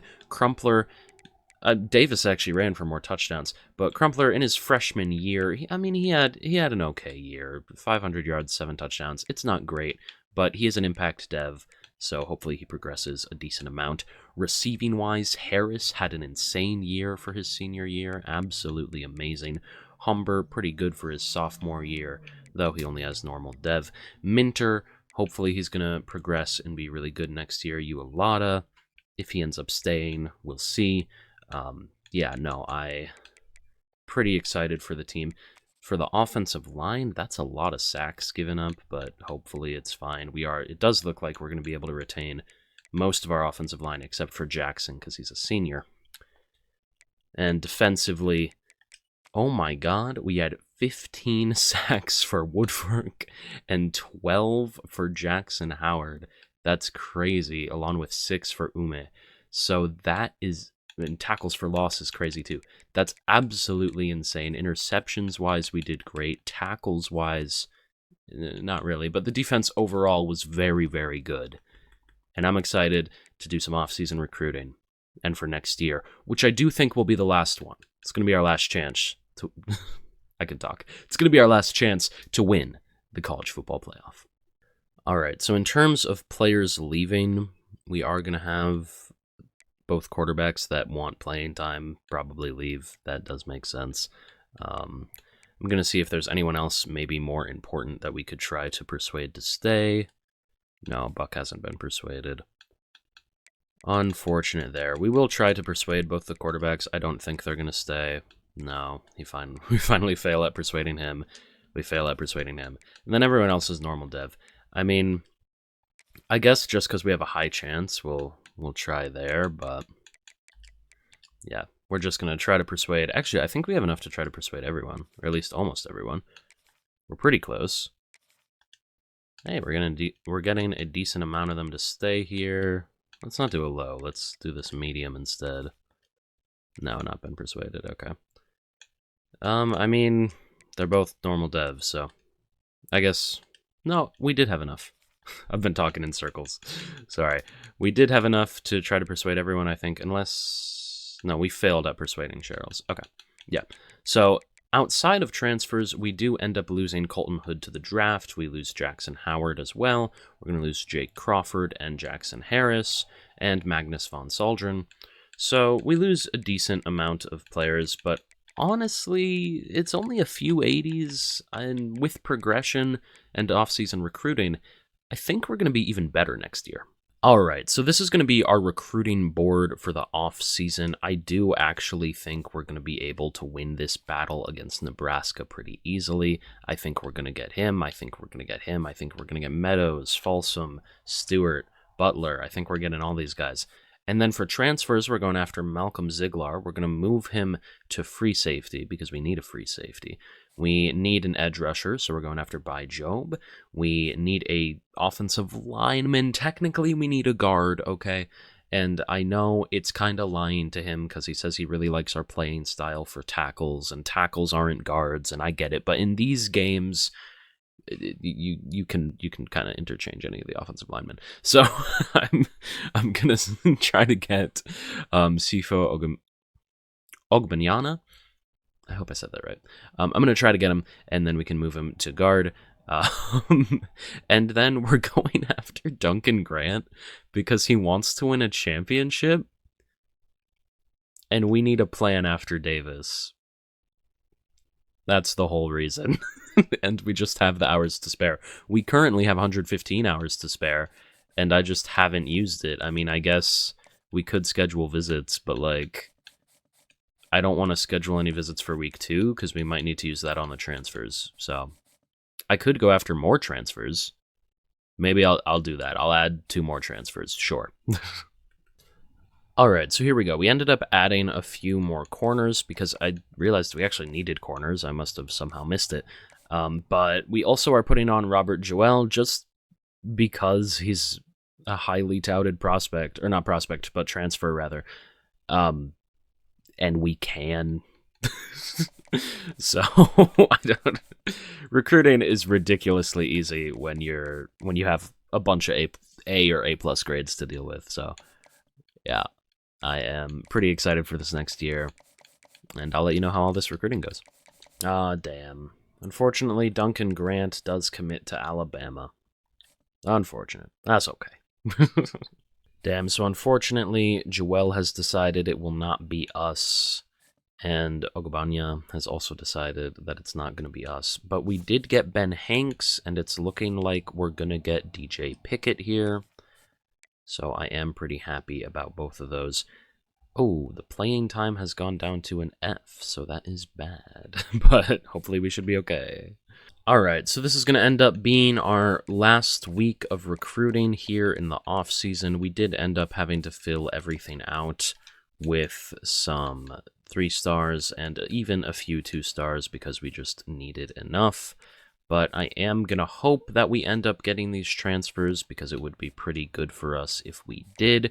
We're going to keep Send the House on Pickett because playing time plummeted to F, and that's just bad. But we are with enough of a lead where I think there is a decent chance that we'll just be okay. We'll see. And then hopefully we get these 3 and 2 stars as well. I'm pretty confident that we will because no one else has recruited them. But I'll let you know in a week. Alright, so it does look like we got nearly everybody except this right guard. But other than that, we did very well for ourselves. As we will go ahead and change some positions and look at dev traits, and then after that, well, actually, out of order, we'll do National Signing Day first. As I do think this right guard was the only one left on our board that we did not get. That does look accurate. So let's go. Oh my god, we had the 12th best class in the country. Well, that definitely means we were first in the Mountain West by a mile. You love to see it. We are doing absolutely amazing here. That's great, yeah. Great class for us. Ooh, okay, so Richard Jamerson is a star dev, and he wants playing time. We might end up starting him over Crumpler, we'll see. He's only got 84 speed, though. I think we'll start Crumpler. I don't want to deal with 84 speed, I'd rather not. We can put him at running back too, though, and maybe he won't completely hate us. We'll see. We'll probably end up having to convince him to stay. Oh shit, Fujita's got Elite Dev with so many badges. That is amazing for us.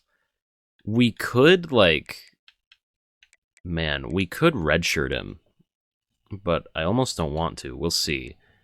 We will see what we end up doing here, as that is absolutely amazing. I think we are going to redshirt him because it would make sense to. Given that this is going to be the last year, I feel a little bit bad about that. But Thielen, star dev, playing time, yeah, no, you'll be the starter, my man. Trent Bayless is star dev and wants playing time. We can definitely give him that. Corner-wise, we got DJ Pickett, and he is a star. I'm very happy about that. Folsom is impact. Yeah. Amazing for us, man. And oh my god, we might have the best safety core in the country. With Strickland, who's a star, Ziegler, who's also a star. I think they're both going to jump up into maybe like mid-90s and low 90s. And that is going to be absolutely crazy. These are all normal dev safeties. But that's amazing.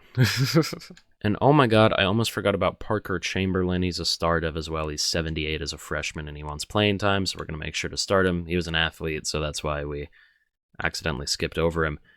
Oh, wait, we might not start him. We might have to start Job. Yeah, I mean, we got him to transfer in. I feel like we want to use him there. So unfortunate, Chamberlain might leave after this year. Theoretically, it would be better to start him anyway, I guess. Is there maybe a world we can start one of them at defensive tackle? Maybe. Let's look into that. Chamberlain, you're an athlete, so maybe you're oh no, Job is an 81. Job is 6'4", 244, but uses speed more. I want someone who's pure power to be a defensive tackle. Yeah, let's go ahead and move Parker Chamberlain since he was an athlete. I think that makes a little bit more sense. We're going to move him to defensive tackle, and he's going to start at defensive tackle for us. Yeah. All right, now we have training results to look at, so let's see what we got here. Davis is going to only go up +1 to an 88. That's fine. Crumpler goes up to a 79. That is A-okay. And then wide receiver-wise, we have Minter going up to 86. Finger goes all the way up to 80. That's crazy. Humber is going to go up to 80 as well. As you love to see it, I'm very excited for this receiving core. Tight end-wise, Walton to 75. Ed Donahue is going to stay at an 81, it looks like. Damn, a little bit crazy. Left guard, Biggs is going to go up to 83. Hope is going to go up to 81. Pettis is going to go up to 77. Koal is going to go up to 85. You love that. Left edge, Job goes up to 87. Right edge, Woodfork is 89. Defensive tackle, Willhouse is going to go to 79, so he's going to jump above our freshman, but we are going to start the freshman anyway. And then Camper's going to go to 82. Blacknall's going to go to 83. Caravallo at 81, though. Kind of crazy. Good for him. And then in his final year, Myron Robinson goes up to 88.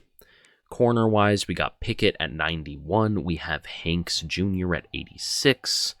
Burnett going up to 77. Absolutely awesome. Strickland does jump up to 92, and then Ziegler does go up to 94. Absolutely awesome there. You love to see it. And kicker and punter both doing pretty good as well. We are a 78 with a decent amount of 90s, a lot of 80s, and I'm pretty excited for this last year. So as we look at the custom schedule, they did decide that we should go against UCLA. I wish they didn't, but that's okay. We will be going against UCLA and Kansas. We might play the UCLA game just for fun, but I will still be doing all the recruiting stuff just because I would feel bad if I didn't. But as I'm looking at this, we don't have a home game till week 8. That's crazy, man. I hate when they do that. But it's okay. I'm still going to do all the recruiting stuff because I don't just want to leave Hawaii high and dry after we stop doing this video. It would just feel bad. So I'm going to do it all. This was at home, right? Yeah, I think I accidentally changed it. I hope it was at home. Yeah, I think it was. But so I'm going to do all the recruiting stuff. We're going to jump into this UCLA game, but mostly we're just going to get to the end of the season because maybe I'll show you some recruits if they're cool or something interesting if it happens during the year. But I do imagine we're just going to walk easily right to the conference championship and then into the playoff. All right, so I have set up our recruiting board. We do have a few 4-star gems we're going after, including Rico Longo. We spent a long time trying to find a gem quarterback, and we did, so we are definitely going to go very heavy on him. After that, we have some 5-stars that we'd like to get, and then it's just a bunch of 4-stars that we were scouting to try and find gems. And yeah, I mean, I'm pretty confident about this class. I think we should be completely fine, and we'll see how it goes. Oh no. Oh no. Man, the stuff he cares about, we do not have. Okay. There might be a world where we straight up abandon going after Longo there because, damn, that's not good for us. That's pretty bad. Okay. We are not giving up on Longo, all right? We have a really convoluted plan here. I'm glad we were able to spot this early. We are going to sway him to care about being a conference legend. We are then going to sway him to care about coach prestige with the conference prestige that he now cares about. I don't know if this is going to work. I'm pretty sure Washington or Oregon is just going to get him. But we're going to try our best. So as far as red shirts go, this is what we've got. We're going to redshirt Avails. Bayless has star dev. I think I pointed that out earlier. Anyone who's not redshirted is just because they want to play. Jameson, actually, we might redshirt him anyway. Maybe not. I don't know. Because I don't want him to leave, but also he has 84 speed, and 84 speed sucks. I don't know, man. We'll just keep it there. But as you can see, normal impact, elite for Fujita. Pretty sure I pointed that out earlier. Wells, yeah, impact for Meadows. Star for Chamberlain. He's obviously going to be our defensive tackle. Otis, Folsom. Star for Thielen. He's our tight end. Yeah, no, pretty good recruiting class for us there. As you do love to see it. I'm just going to make sure the depth chart is all good, and then we'll do some more simulating. All right, so our sway attempt did fail. That is pretty bad. Yeah, I mean, we should just back out of that. Washington's about to narrow it down to the top 3, and we're not in the top 3, so it's unfortunate, but I think it's what we have to do. For Dobbs here, Georgia is making a very big play, and I don't love that. What did you care about? It was championship contender. Okay. So that's unfortunate, but hopefully we can still win that. Yeah, so unfortunately here, we're trying our best, but it has been pretty hard to stay in these battles for some reason this year. I say that as I show a bunch that we're number 1 in, but we're number 2 against LSU. We're desperately trying to jump back into this race. We were actually able to get pretty lucky because we know exactly what his deal breaker is, because this is champ contender, and then the other 2 that are check marks aren't champ contender. So we know exactly what to hard sell him on. It's just that we jumped late into this race, and I don't think we'll ever be able to catch up to Georgia. Maybe, but it seems like a big stretch. And then these other guys, they haven't been recruited, so we're going to try to get them. I did take, I think, 2 recruits off the board because we were losing by too much. I think this LSU one is doable if we end up... we might need to schedule a visit for this week. Because it's week 5 right now, I think, right? Or next week. Yeah, currently it's week 4. Okay, so we might need to move some stuff around to schedule... Because we need a soon visit for that one. To be able to beat out LSU. So... Okay, we're going to schedule a visit, but other than that, things are looking a little bit worrisome. Damn, unfortunately, we do get locked out here, yeah. Not much we could have done. So that sucks. We might have to look at a quarterback in the transfer portal. I guess we won't even get to that point, though, because that'll be after the after the playoff. All right, so we are about to get Veo to commit.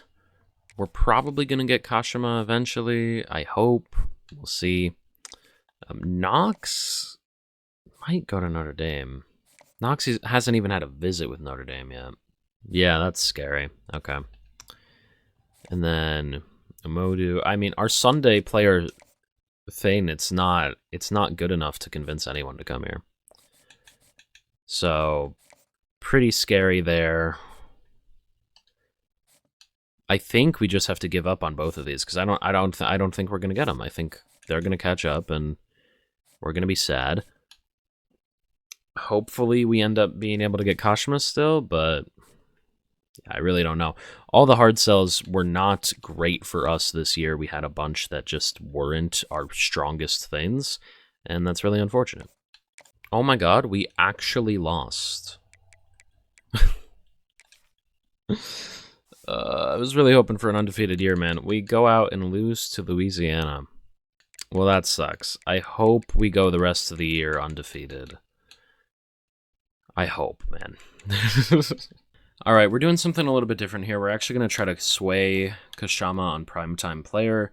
Granted, our championship contender is only a B+ because we just lost to Louisiana, but it's better than a C, and I'm not sure we'll be able to get him with a C. So I want just a little bit more, because right now we're only keeping pace, and I'm afraid. I want us to guarantee that we'll be able to get Kashima. So I'm going to try to sway him. Hopefully it works in 1 week. If it takes any longer than like 2 weeks, I think we'll just lose him. But I don't know, I'm paranoid, and I think it's the right thing to do. I was pretty sure we were going to lose this recruiting battle, but we actually have a visit scheduled for this week. So if that visit goes well, we might beat Florida, which would be good. Hey, we did end up getting Gage to commit, so I do imagine we won. Yeah, okay. Thank God we didn't lose to UNLV. But we are 7-1, still ranked, undefeated in conference. Hopefully everything's going to be fine. Oh, okay, and the sway actually did work on Kashama. So I do think, with that in mind, we have a relatively decent chance to get him. As long as we can maintain having 2 A grades, I think we'll be okay. Well, unfortunately, we're in a recruiting battle with Georgia here. And that's pretty scary. Now, if we can get him this week, maybe we'll be okay. But beyond this week, I think it gets a lot harder and a lot more difficult. So we'll see. I was really hoping we'd get him last week on the visit, because we had him visit on a bye. Maybe it was a bad idea. I just wanted it a week earlier. But Georgia tied us on a visit week, so that's really scary. I don't know. I think Georgia's going to end up getting him, but we're going to try our best. Oh shit, hey, Mountain West Conference career passing touchdowns record goes to DeMarcus Davis, and Humber is going to be the player of the week. Cool. But yeah, it does look like Georgia's going to win. I don't think there's anything more we can do. It's unfortunate. Oh my god, we just lost to New Mexico. Are you kidding me? Are you kidding me? Seriously, man? That's crazy. We lose to Louisiana, we lose to New Mexico, both of them barely. And now we have this matchup against Boise State, where, I mean, what happens if we lose? If we lose, we could easily fall out. So I actually think we're going to play this game against Boise State, because I really want to make it back to the college football playoff. So we're going to play this game. We're going to end up then playing the conference championship against Boise State. And hopefully we can win them both. All right, so we're going to go ahead and call slant swing here. We might just throw it down to the running back, or we might roll out and toss it to the check down there. Things were looking bad, and I didn't want to throw an interception or anything. Here, we're just going to go triple slant. We're going to send Minter on a streak. He might end up getting open. We'll see. Most of the time, we're looking at the slant, though. Minter, I actually think, does have a step. And there we go! An absolute dot from Davis as we get all the way down to the 25 there. Absolutely electric play from the Rainbow Warriors. We're actually going to end up changing this to an inside zone, because it does look like Crumpler's going to have a lane here. So we hand it off, and yeah, Crumpler can just run right up the gut there, getting all the way to the 14. Absolutely amazing there. We're going to go ahead and call drive switch. We might have finger, but most of the time I think we just have Minter on that drag route. And yeah, we are just going to throw it to Minter, who is going to catch it down at the 5, forcing a 2nd and 1. We're going to call a little bit of a weird read or RPO here, as it does look like we might have Thielen. And we're going to tuck it and throw. Thielen is going to get brought down at the 5, though, forcing another 3rd and 1. Well, it was 2nd and 1 last time, but you know what I mean. We're going to go ahead and call bench here, as I do think Humber is just going to get wide open on the right side of the field. It's man coverage. He is open. A little bit of a bad throw, but we fire it to him in the end zone, and he does catch it there, as you can see. Touchdown, Rainbow Warriors. We're going to go ahead and call post curls here. We're going to look at Minter. Might end up having Humber deep down the field, though. We'll see. We're going to look at Minter and Finger, see what's going on over there, because we're actually just going to throw it to the check down.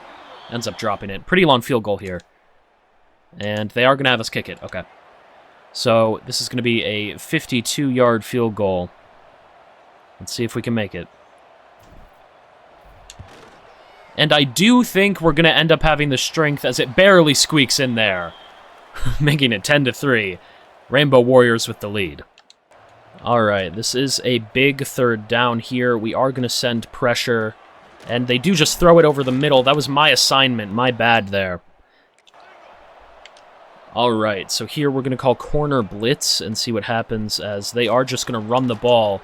But we are going to be able to stop them down at the 12, forcing a 2nd and 4. They are going to call hurry up here. We are going to predict a pass, though they might be running, and it is a run. Unfortunate there, as he powers forward all the way down to the 3. We are going to blitz and see if we can finally stop their running back, as there we go. We do stop him down at the 3 there. We're going to just blitz again, as I'm going to hope that it works again this time.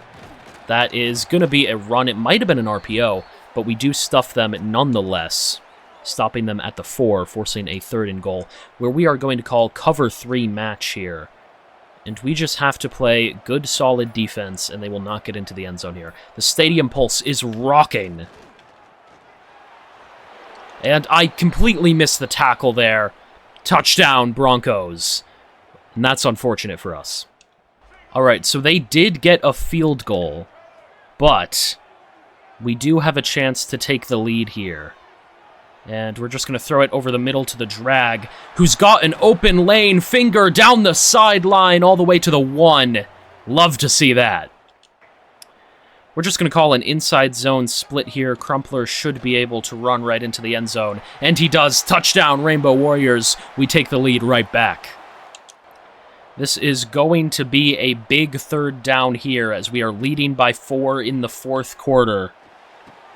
And they are just going to throw it to the check down. That forces 4th and 1. That was a drag route, actually, not a check down. Let's see. They are going for it on 4th. If I had to guess, I would say that it is a run. I'm not going to run commit, but we are pinching the line. As it is not a run, we're going to try to get after the quarterback, and we do! Bringing him down there on 4th down. That might seal the game.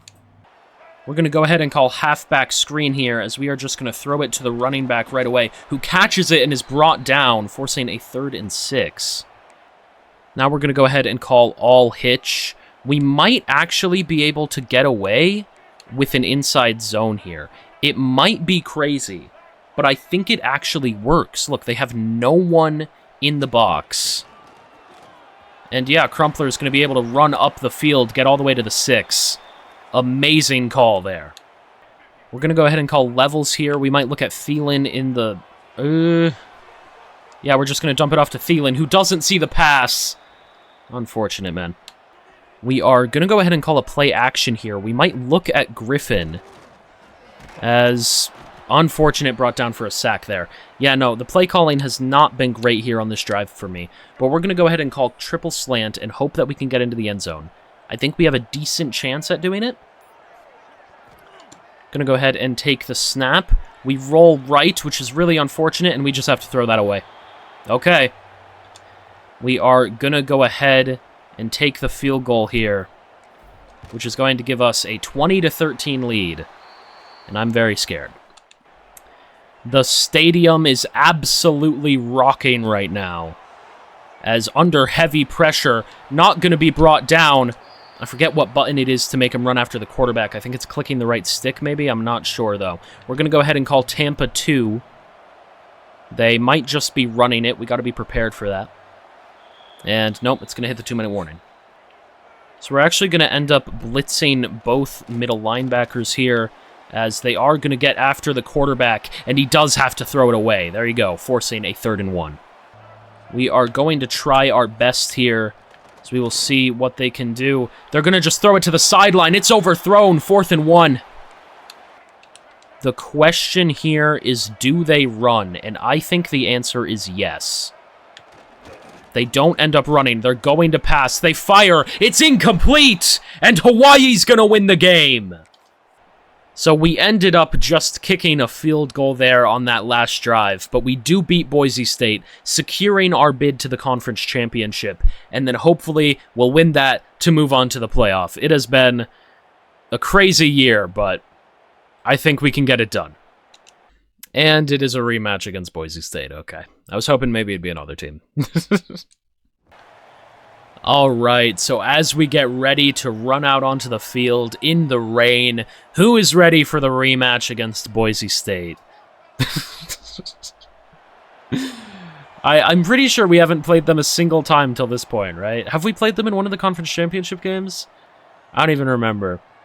We're coming out in our away uniforms, though, and they're wearing their all-orange alternates because I wanted to mix things up a little bit. Hopefully, we can beat them again, go to the college football playoff, and hopefully go the distance there, but it might be a little bit hard. We are going to jump in on this 3rd down, as we're actually going to audible to slants middle, because I think Finger has a pretty decent chance to go a long ways here. We're going to take the snap, fire it to Finger over the middle. He's got a block, but ends up running into his own man, only getting down to the 36. We are going to go ahead and get into the red zone here. We're going to send Minter just on a drag because I think that's a little bit better. We're going to end up rolling out to the right. We do have Minter over the field who's going to catch it despite the fact that the throw was a little bit bad. We are in bad conditions, so you can expect that. We're going to go ahead and call inside zone here as they have no one in the box. Are you kidding me? They are giving up a free touchdown here as Crumpler finds the lane. Touchdown, Rainbow Warriors. We take an early 7-0 lead in the conference championship. So I'm a little confused here because it told me they were going for it on 4th, but then it told me to pick a punt return. Okay, I mean, I guess we're just returning a punt here. That's fine, I'm okay with that. I haven't done that yet. We're going to try to make some men miss, and we get all the way up to the 33. That's awesome. Alright, so it turns out our punt return meant nothing. But I am going to predict a pass here as we're going to call cover 2. We're going to use our Myron Robinson. Hopefully they can't go anywhere. They do try to run, and then that's an amazing throw on the run. I miss the tackle completely, and they get brought down at the 1. They are going to bring us in to try and stop them here. We are going to blitz them. Going to do the best we can to try and stop them here. They go with an RPO and get into the end zone. Unfortunate. Tie game. It is 3rd down, as we have Ualata wide open on that side of the field. I cannot imagine how this coverage assignment got blown, but somehow we don't get a touchdown on it. Pretty bad throw there, but it still ends up getting it done, as we are down to the 15. We're going to go ahead and call corner and goes here, and we're going to look at Finger on the left side of the screen. Finger isn't actually open. We're rolling left with Davis. We're not going to be able to outrun that defender, and we just got to throw it away. We're going to go ahead and look for Humber on this drag route here, because I do think he'll be open, and we just throw it pretty quickly there. Humber has a block, powering forward down to the 1. Unfortunate that he couldn't get into the end zone, but I do think we are probably going to be able to on this RPO. We got Crumpler. I do think we're just going to trust Crumpler to get into the end zone here. Oh my god, he is tackled immediately. Okay, probably should have thrown that. We're going to go ahead and look at motion tight end angle here. I think we're looking at the motion as we do roll right. Davis has a lane. Touchdown, Rainbow Warriors. We make this a 14-7 game. We have a 2-minute drill here with a real chance to prove that we are better than Boise State, as that is not the way to do it. We almost took a safety. We're going to go ahead and call bunch trail here. We're definitely looking at Humber over the middle of the screen, as we are going to get it out to Humber. Humber's going to get the first down and more there, as he's brought down at the 15. Now we're going to go ahead and call all hitch, except we're going to send Ualata on a streak just because. We're going to go ahead and we're looking for somewhere to throw. We roll out, just throw it away. We got to be quick and decisive with our decisions here. I am going to send Finger on a streak because it does look like we have a chance here. He's got a lineman on him. I'm lobbing it deep down the field. The lineman is able to get his hand up, though. Unfortunate. We've got Minter one-on-one on the left side of the screen. That is definitely the matchup we like. We throw it out to him, and he's caught it first down. Going to call a quick timeout. Could potentially look at Finger or Minter here. I tried to throw it to the check down, but he slipped. Okay, we're going to go ahead and run a turbo play. We're going to run slants middle here, and we're going to try to get it out to Finger pretty quick as we do snap the ball. Yep, we just have to throw it to Finger. Finger is going to make the catch. Boise State actually calling a timeout. Is that fourth down? No, 3rd and 15. Okay, we can get a 3rd and 15. All right, we have audibled to an all-go here. We need to be able to get the snap off, though, and we do. I'm just going to throw it deep. We've got a prayer, and it's not caught. Okay. They are going for it on 4th down here, as it is going to be a pass, and it is caught. Unfortunate there. All right, we have a big 3rd down here. We're going to go ahead and prepare for a pass. We are in cover 6. Blacknall is going to let that reception happen. Bad defense from me, man. Going to go ahead and just call cover 3. Actually, we're going to change it to a Tampa 2 here.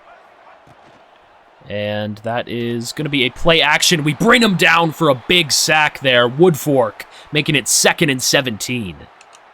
All right, so we've got a little bit of a weird cover 3 here, but they are actually going to run it. I did not expect that. We bring them down for a 3rd and 11.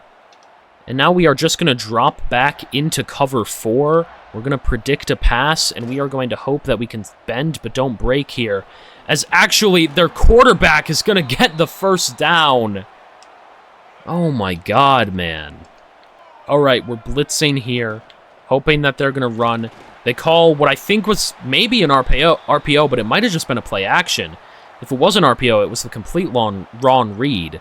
I can talk. We're going to go ahead and predict a pass here, because it is 2nd and goal from the 10. But they do run it, and we are just going to bring them down at the 6, 3rd and goal. They are calling hurry up once again. I want to find a cover 3. There's cover 3 Sky. That is what we are going to sit in as we predict a pass here. We have to just bend but don't break. They're going to run for it. And I mess it up again. Oh my god. Their quarterback ties the game. I'm so bad at defense, man. All right, it is going to end up being 3rd down here, as it is 3rd and 8. We're just calling slants. We're going to roll out to our right. We're going to fire. It's caught down at the 9. And we make it work. All right, we are in the red zone now, preparing to run the ball, as hopefully we will be able to ice this game, but that was a really bad run by me. We are going to run motion running back screen here, just because I think it's a little bit of an interesting play. And we throw it out to the running back, who's got a lot of open space, going to cut up the field down to the 4. Very limited time left. We are going to go ahead and call drive switch here. We should have Minter wide open. We roll out right. We do have Minter. We're going to throw it to him. Touchdown, Rainbow Warriors! And we have taken the lead with less than 2 minutes left. All right, the game is on the line here. We are sending a little bit of an odd blitz towards them. They do have the flat open. Man, I let them get so many yards there. At least they didn't get out of bounds. We are going to go ahead and put Camper on a QB spy so that they can't run. And there we go. Awesome. This time we're going to put Blacknall on the QB spy here, and we're going to control Camper.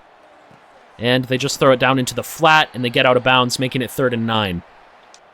Blacknall again on the QB spy. We are not going to let them run with the quarterback all over us on this final drive. As they drop that, forcing a 4th and 9. That is amazing. We are predicting a pass. We have Blacknall on the spy. We're controlling Strickland here. They throw it deep down the field, and he lets it be caught. Oh my god! What the hell just happened? What was that? That is absolutely insane. Are you kidding me? As they just throw it up on 4th and 9 on a prayer to Moses James in the rain, a wobbly spiral. He goes up, catches it, shrugs off number 8 and 14, and runs into the end zone. Are you kidding me, man? All right, well, regardless of what just happened, we have the ball with very limited time remaining. Our destiny is in our own hands. We're going to send Minter and Humber both on fly routes. Finger on a drag over the middle. And we're just going to end up tossing it down to Finger there for 2 yards. We're going to go ahead and call deep choice. I do realize that we had Chew Clock on, so we wasted a lot of time there. We're going to roll out to the right as Davis is going to get a 1st down and more down at the 39. We are going to go ahead and actually just run with Crumpler here, as he is going to get all the way to the 40. 49, actually. I lied. Sorry. I misspoke. I mean, we're trying. We're going to go ahead and call deep choice here. So we end up rolling out to the right and unfortunately just have to throw it away. We're going to call deep choice again. Hopefully we have Finger on the drag, as it does look like we will. Finger is going to catch that one and we're going to call a timeout. All right, we're hopefully looking at either Humber or Ualata here, but I'm not sure if I love this play. We're going to roll out and throw it to the check down. Check down is going to end up getting a few yards, putting us at 2nd and 3 at the 42. I think we're going to go with motion tight end angle here. We might have Minter down the field. It is in press coverage. We'll see. Most of the time, though, we're just looking at Thielen here. As Thielen does get open, and we get it to him down the field to the 24, where we are going to call a timeout. We are not going to be complicated. We are just going to kick a field goal. And it is going to work. Let's see. I think I might have missed it. Oh my god, it bounced in!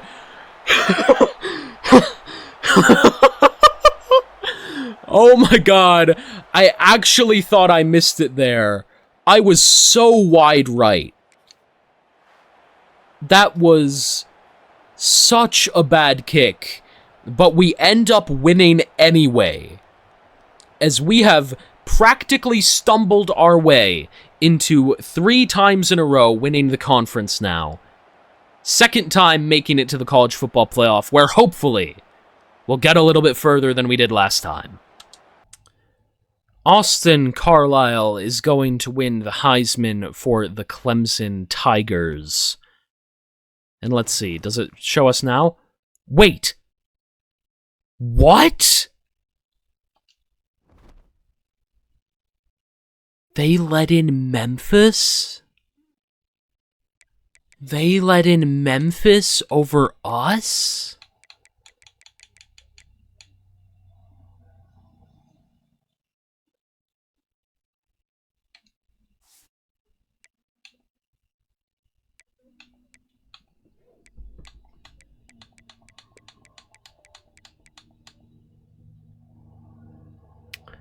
All Memphis did was beat a bad USC team.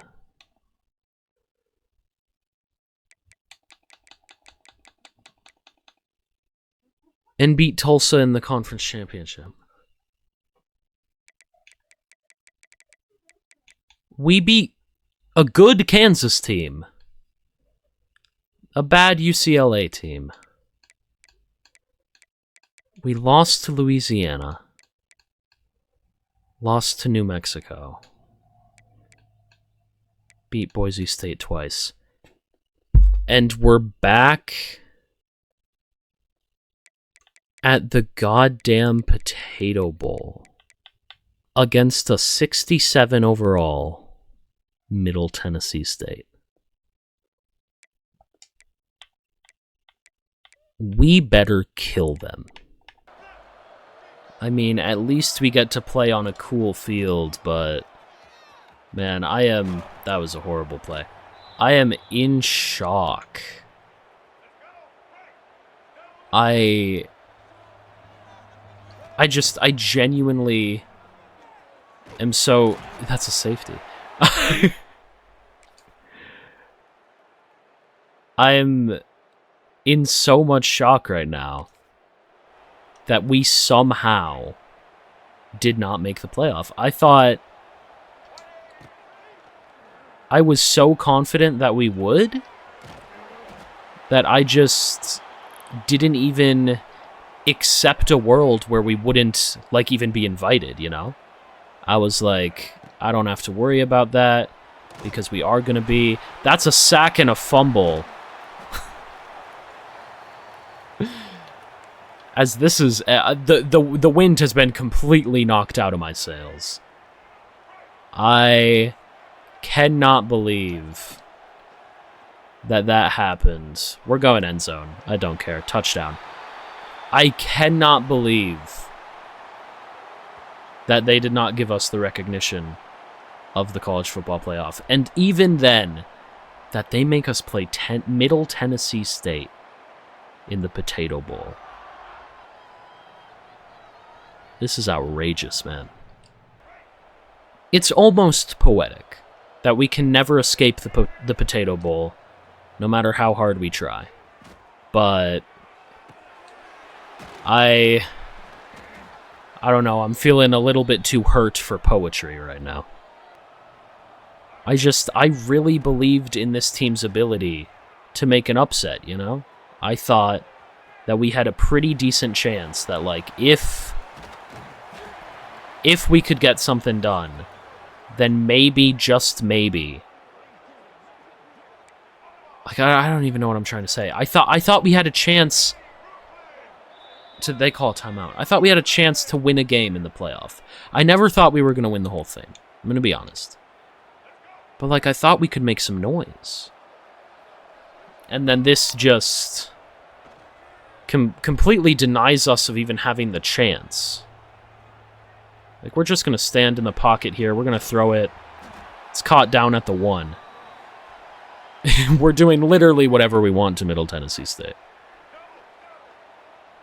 And... Alright, our blocking was a little bit too good there. We blocked the guy we were supposed to be watching, so then he had another chance. But we get into the end zone nonetheless as we take a 14-2 lead. This just feels demoralizing. I mean, literally the only points we're going to give up in this game are going to be the safety points that I gave up. So...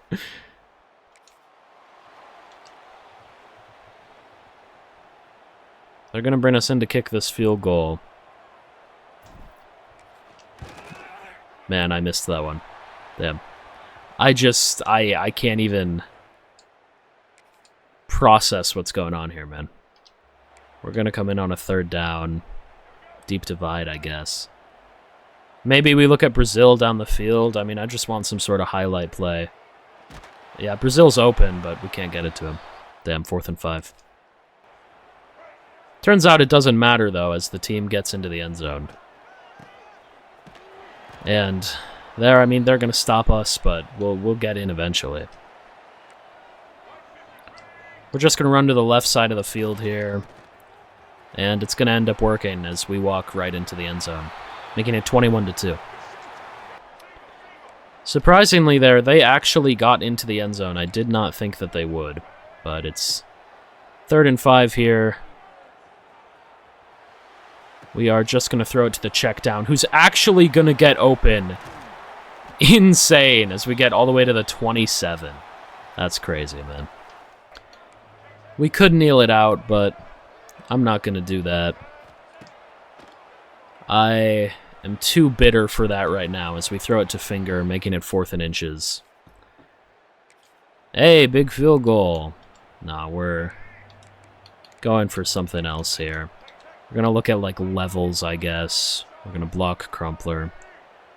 And most of the time here, we're going to just look to get Finger in the end zone. As, man, I cannot believe that we throw an interception on the final play. That feels about right. But there you go. We win the Potato Bowl. I mean, I shouldn't be so disappointed, right? Like, ultimately, we have inarguably turned Hawaii around, right? They are a powerhouse in the Mountain West. But I just wanted a little bit more. If you look on the season, DeMarcus Davis had a pretty good year. Rushing-wise, Crumpler did fine. Davis actually had a decent amount of rushing yards, too. Receiving, Minter did really well. With only 85 speed, might I add. But yeah. Just real unfortunate there. Thielen had 8 touchdowns. Defensively, Job with 10, Woodfork with 8. 5 for Chamberlain. I almost want to do one more year.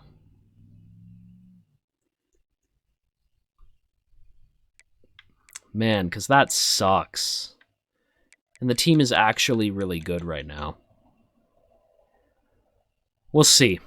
I might end up doing one more year, I might not. It's going to depend on time and stuff, but yeah. During early National Signing Day, we have the 22nd ranked recruiting class in the nation. By far the best in the Mountain West. We have 3 recruits who haven't committed yet, but they are going to commit to us. And I'm pretty sure we don't have any holes to fill. I mean, we have strong safety, but that's why we got those 2 free safeties. I think we might go one more year. We can get back to the playoff. I don't want to end on the Potato Bowl. No offense to it. But that's not the ending I was looking for. So if we look here, Oregon did end up winning the national championship. We win the Mountain West once again. And all right, we'll see what we can do. All right, so in terms of players leaving, Strickland is leaving for the draft, and we cannot persuade him to stay. Fujita... Wait, he wants playing time? I could have sworn it wasn't playing time. If it was playing time, I would have... Was it always playing time? I thought it was playing style. Oh my god, man. I am so upset, honestly.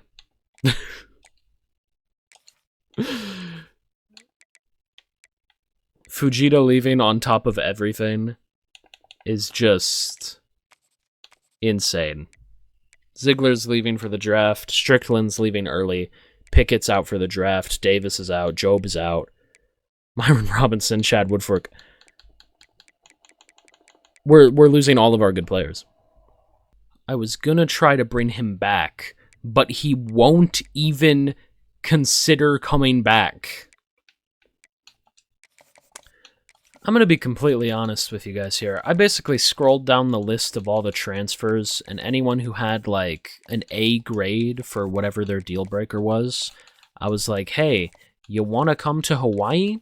Because chances are, if they're a 4-star transfer, they're probably pretty good.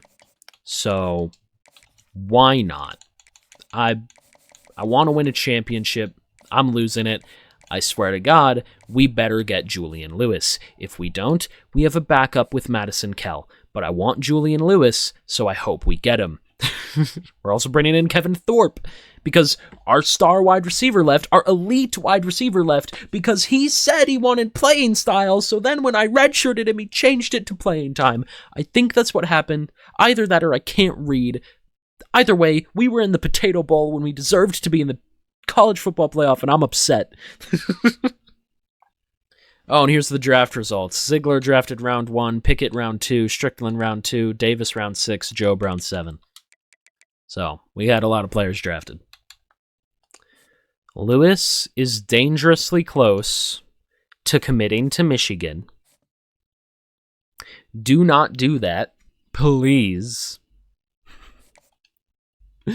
Do not commit to Michigan. God damn it, man. He committed to Michigan. All right. Well, as you can see here, we've lost a handful of the guys. We might not even get Kell. Legitimately, we might not even get Kell. Oh my God. There is a world where we don't get Kell. Okay, well, I do have good news. It's not amazing news, but it is good news. That's not good news. But the good news is that Kell has not committed yet. So that does mean he hasn't committed elsewhere yet. Yeah, we are in a recruiting battle with Oklahoma. Were we right? We were right. It was campus lifestyle. Okay. So maybe we can make it work. I'm scared, but we'll see. We're going to get Costello to commit, obviously. Isaacs, we are ahead on. It does look like Maryland is trying, but no. We're going to bring him in on a visit for playing time because that's the only thing we know he cares about. Now, for Ballard, probably just going to call him in on a visit for championship contender. Okay, I did check, and actually the only one it can be is house call, which is really good for us because that's 2 A grades. We might be able to get higher than either Penn State or Alabama. We will see. Coffee. We're going to see what we can do here to hopefully secure him. All right, so we've got everything set up. We're hoping to bounce back against Ballard here because we've got house call, and we also have a visit scheduled for this week. So we might be able to jump ahead of both Alabama and Penn State. We're ahead here, just trying to maintain it. Ahead here, just trying to maintain it. Hopefully we can win this recruiting battle against Oklahoma. We are ahead, and we do have a really good pitch. So I think there's a decent chance. We're definitely going to get Costello. And then we are obviously hoping to get Isaacs as well, because we need a backup plan for if Kell doesn't work. I don't think we can do a hard sell, but we can just keep sending the house and hope that it's better than Maryland. Because we also do have a visit for playing time, so maybe? All right, so Costello commits, obviously, the 3-star quarterback. We end up getting Michael Igbinonahe? Ugh, I tried. We end up getting him to commit. We get Kasim Isaacs. Okay, so we do have a 4-star quarterback at the very least. We don't end up getting Kell. We did lose him to Oklahoma. So that is unfortunate. But we got Kasim Isaacs for a reason. We are very happy having a quarterback that's good. Let's go ahead and look at National Signing Day. And where are we ranked in the classes? We are not in the top 14, but we are ranked number 23 and by far number 1 in the Mountain West. We didn't get any outright 5 stars, but we did get a few gems that were 4 stars, I believe. So that is pretty good. Yeah, we got Veo, and I think that actually might have been it. But Michael Kell going to Oklahoma does hurt a little bit. But we got our guy. We got Kasim Isaacs. We're fine with that. And I'm looking forward to next year where hopefully we can do really, really good. All right, so Kasim Isaacs is an 82 with Impact Dev. Costello has Star, and he cares about Coach Prestige. I thought I was redshirting for a second. I clicked that to redshirt him. So that is good. Kasim Isaacs definitely going to have to start this year, though. Crumpler, Impact, obviously. Jamerson, he has Star. He was barely able to stay, so we're going to see how much he develops. Hopefully his speed goes up a little bit, I would hope. Thompson also has Star. He cares about being a championship contender. We do not have a fullback. Wide receiver-wise, we got Minter, who is upset about playing time, but, you know, he's here for his last year. We have Finger, who's a star, obviously. I don't know why I'm pointing out the people we already have. Stormberg. Gonna go down the list. Gulston does have elite dev, so that is awesome. We are very happy about that. What were the transfers we brought in? We brought in AJ Harris as a transfer, so he is going to have elite dev, and he's a sophomore. That's absolutely crazy. At left guard, we are going to have Biggs. That's pretty good. At center, we are going to have Hope still. That is pretty good as well. We got Gage. He is an impact. I do think we want to move someone. Let's go ahead and move, like, you to center just so that we can have 3. And then left edge, we have Seva. Freshman, Remigio. Okay, I don't love our edge rushers. Chamberlain, pretty good. We could move him to an edge rusher, right? Like, if we wanted to, which I think is maybe fine to do. No, we're going to keep him at defensive tackle. I feel bad changing up his position on him. Well, no. Okay. Okay, so we move Chamberlain back to his natural position of edge rusher.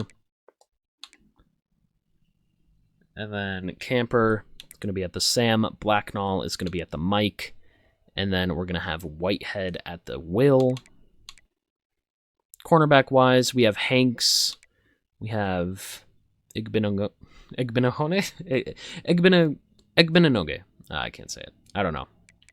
I don't know how to say his name. Veo does have star dev, so that is awesome. You love to see that. Very happy about that there. And he wants playing time, so we will keep note of that.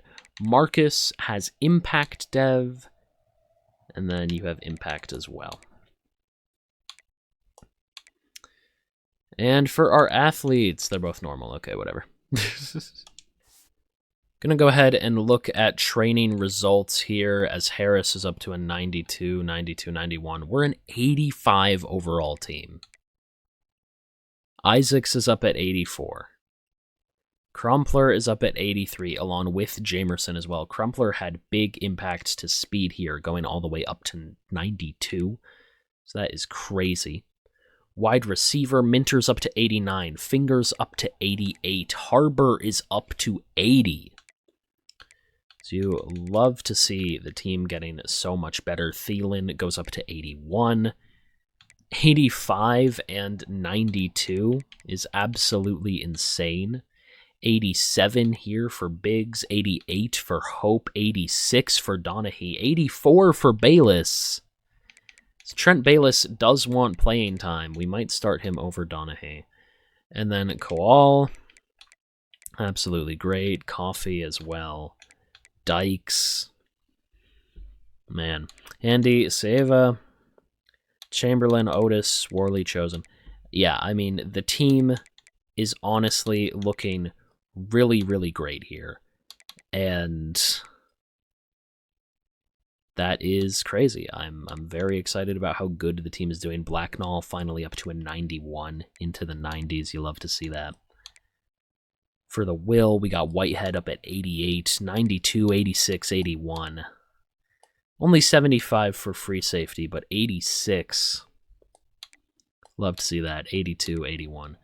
We are an 85 overall team, like I just said, though. And man, we are looking really good going into this year. Here is our schedule. We've got Arizona, Akron, Tulane, then FCS Northwest, and then we jump into conference play. I'm really, really hoping that we can make the playoff, because after what happened last year, that is absolutely crazy. I'm going to set up the depth chart in red shirts, and then I'll let you know. I'll probably just show you all the recruiting stuff. Alright, so I'm not sure how many people are going to care about what we're doing recruiting-wise, since this is super officially the last year of the rebuild. But there you go, this is us at week 1. And hopefully we just have a really dominant and good year. I mean, we're 85 overall, which feels crazy. We are so much better than Arizona. Like, I don't know if there's anyone on our schedule that's going to have a chance at beating us. I'm going to be honest, I kind of forgot who's on our schedule. No, I don't think anyone. If it's not going to be Arizona, then I don't know. Maybe Boise State, but we should just beat everybody. At worst, maybe 11-1, but I'm hoping we just go 12-0. Hey, Kasim Isaacs, and his first start for us is the Mountain West Conference Offensive Player of the Week. So that's pretty good. Oh shit! So I haven't been pausing to talk very much because we've just been dominating every single team, and it's really hot in my room. So I wanted to have I wanted a fan on, and it messed up the microphone. But Bo Minter actually ends up, that was leading the Mountain West in receiving yards record, right? I think that's what I saw. Yeah, Bo Minter now has the most receiving yards in the Mountain West, so that is crazy. There's DeMarcus Davis. He's gone now, but you know. DeMarcus Davis also leads in passing touchdowns, so I'm pretty happy about that. But yeah, thus far this year, we're 6-0. We're ranked 11th in the country. If we look at the team schedule, we have not had a problem with literally any game. We have killed every opponent we've gone up against, even Boise State winning 49-6. So I'm not worried about any of these games. I think we're going to go undefeated, and we're going to make it to the college football playoff. Oh, and I just realized I should update you guys on recruiting, huh? Dwayne Tolson, we might actually end up losing this battle because I don't even know why. I think we're doing pretty good. We do have this visit, which I think is next week. So if that visit gives us a big boost, we might be able to beat out Missouri, but who knows? Junior, we're about to get him to commit, so that's pretty good. We're going to end up getting Daniel to commit. Part of me wants to do a visit. He's already got a Week 9 visit with Penn State scheduled, though. So I don't think Alabama or LSU are going to be able to beat us. I think we're going to be completely fine, so I don't think we need to do anything about it. Roto, we're completely fine on. We already got Mulligan and Bua. Yeah, Muhammad, it is a little bit of a close race, but we got a visit next week. And even if we do end up tying with Oregon, I think we are going to win because of the visit. Maybe not, but we'll see. You're going to commit. Flower, it's pretty close, but we got a visit scheduled for Week 9, which is before North Carolina. So, though, if North Carolina does tie us on our visit week and then take the lead on their visit week, that would definitely be devastating, but we've got so many recruits that losing a few 4 stars is... I'm not worried by it, man. I am not worried at all, so whatever. However it goes, we'll be fine. And I do have to let you guys know here that we did finish 12-0. Bo Minter has broken the receiving yards record for Hawaii. Awesome. Kasim Isaacs is the Mountain West Conference Offensive Player of the Week. Also awesome. We're going against Boise State in the Mountain West Conference Championship. We might, sim through it. I don't know. Like super sim it? I'm not sure. We'll see. I'm undecided. But if we go ahead and look at the team schedule, we have absolutely dominated thus far. We have not lost a single game. The most points we've given up is 23 to Akron in a game where we scored 55. We have been so good this season. Isaacs has 40 touchdowns to 13 interceptions on 4,500 yards. Rushing-wise, 18 touchdowns for Crumpler. Receiving 1,300 yards for Minter, 1,000 for Harbor. We have done absolutely great this year. Defensively, I mean, we have a decent amount of sacks and interceptions, but the points is the main thing for defense anyway. Oh, and also, recruiting-wise, if you want to talk about recruiting, we have the 8th best class in the country as of right now, with 13 4-star or better recruits. I think we have definitely turned around Hawaii here. I think Hawaii is a very good program under our leadership, and we're probably just going to super sim the Boise State game just to make sure nothing bad happens. All right, so here we are simulating as we take an early 7-7 lead. I should have just jumped ahead to the end of the game so I can pause whenever we want. It's going to be 14-7 and 21-7, 21-10, 24-10, 17-24. We will just make sure that everything's going to be okay here. Yeah, we get a field goal, so that should be the end of the game. Yeah, another one. There's going to be nothing Boise State can do about it from this point. We are going to be 13-0 and going to the college football playoff. I wonder how high they're going to place us, because we are undefeated. Like, how good are they? Are they going to give us like a bye week? Probably not, but we haven't lost a game yet, so we'll see. I swear, man, if we're somehow put in the Potato Bowl, I might actually lose my mind. Like, there's literally no way we will be, but I would be very sad. We are Coach of the Year, so that's cool. But can I please have my playoff invite? Zay Rowe ends up winning the Heisman as he throws for 57 touchdowns for Ohio State. That's crazy. That might count running, but 57 total touchdowns at the very least. That's insane. And then we do get to go against Auburn. We are the higher seed. Does that mean we get to play at home? I think so. That's crazy, man. We get to welcome Auburn to our home turf. I'm ready. Let's get this done. So everyone get ready, as we are about to host Auburn here in Hawaii. They have so many fans in the stands. Why? How do they get so many fans out here? Probably flew in a bunch of students. I don't know, man. That's crazy. I was hoping it would be a crowd of Hawaii fans, but they do have some in attendance as well. It is going to be mostly us, though, as I really hope we can get this win. I'm pretty sure, if I saw that right, that we started the game off with an interception. So that is amazing. We're going to run it with Jamerson's here, who's got a lane. He's going to power forward all the way to the 4. There's a really loud car drives down the road outside my house. And let's see what we got here. Honestly, this is a really weird formation for them. I think we're just going to run with Jamerson. I think he gets into the end zone on this play. So we hand the ball off. Jamerson to the outside. Nah, I should have cut inside. We're going to go ahead and call slants middle here, and then we're going to audible it to a run because they have no one in the box. We're running with Crumpler. As Crumpler, oh my god. I tried to juke, but he just stopped and then got lit up. There is a flag on the play. Let's see what it's going to be. It's going to be an offsides on Auburn. We're going to definitely accept that. Here, we're going to just go ahead and call a read option. And we're going to see Isaacs is going to hand it off to Jamerson, who's going to get stopped at the 2. We're going to go ahead and call mesh here. We are finally going to give in and throw the ball. It's either going to be Thielen or Harbor open on one of these drag routes. We have Harbor, but too much pressure. Man, I want to go for it. I want to go for it. We're in the college football playoff. We can't be doing stupid stuff like that.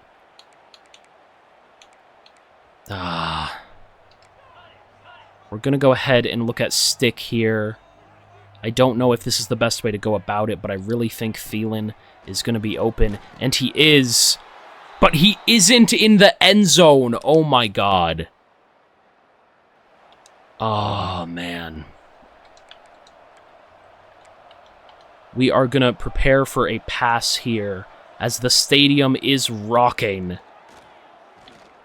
They're just going to throw it up deep, and we break it up. There we go. Okay, so they will probably kick a field goal, and they will. They're up 3-0. But we have a chance here. The game is in our hands. I messed up that first red zone drive. I feel really bad about it, but hopefully everything's going to be fine. We're going to be looking at Minter here and potentially Finger. We're going to roll out to the right. We're just going to throw it down the field, and he dropped it. Wait, did he catch it? They're saying he caught it. Okay. I'm fine with that. We're in the red zone. I thought he dropped that for sure. They're saying it's a catch. I'm not going to argue it. We are going to audible to an RPO here where we're just going to hand it off. We're not even going to read the... Maybe we should have read the passes. I don't know. I thought that was pretty good for a run there. We're going to go ahead and call bench swap. We got Harbor and Minter on the left side of the field. We're definitely looking at Harbor here. Isaacs is going to take the snap. We have Harbor. We're going to throw it to him. A little bit of a bad pass there. Harbor's going to get brought down at the 10, forcing a 3rd and 2 here. As that's not a lot of people in the box. I think we are going to run with Crumpler.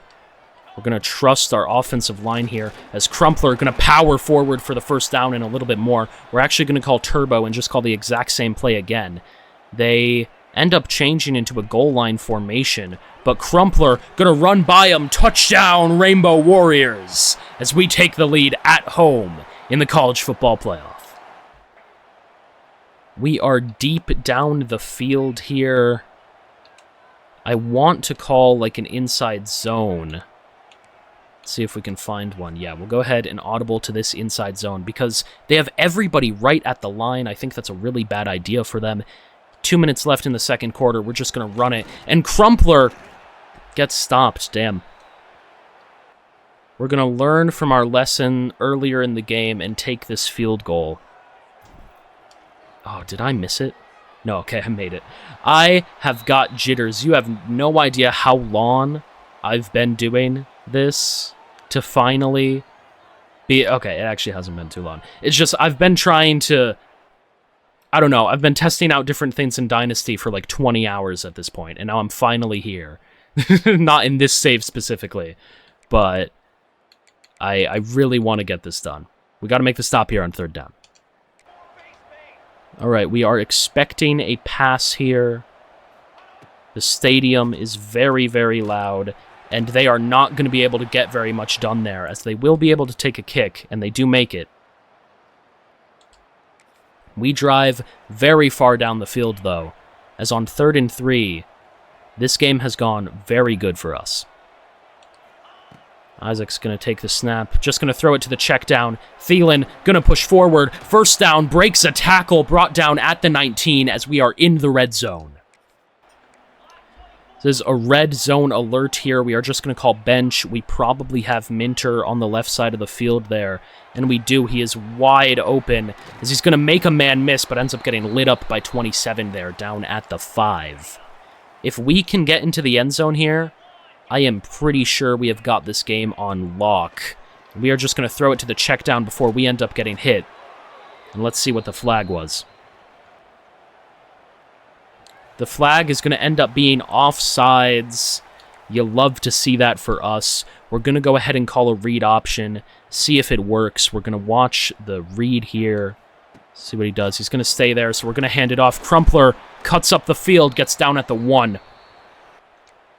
We are going to just go ahead and call halfback base. I think Jamerson can get into the end zone here. And he does. Touchdown, Rainbow Warriors, as we take an even bigger lead here in the college football playoff.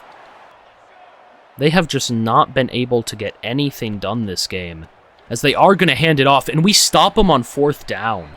We have been dominating Auburn.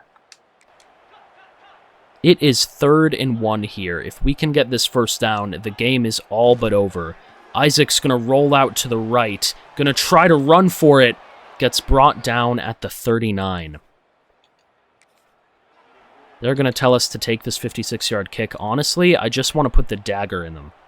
I want to get this 1 yard. Just say that the game is done. Yeah, we're going to run it with Jamerson here. Going to take the snap, hand it off. Jamerson running down the field, and he's going to power through to the 33. First down, Rainbow Warriors. Unfortunately, we do just end up being driven back and forced to take this kick anyway. There you go. It is up. Is it going to be good? It is not. So Auburn technically has a chance here, but they are down by 11 points, so I don't think it's very likely. And there you go, just like I said, they did not have the time, as the Rainbow Warriors beat the Auburn Tigers 17-6. We are moving on in the college football playoff, folks.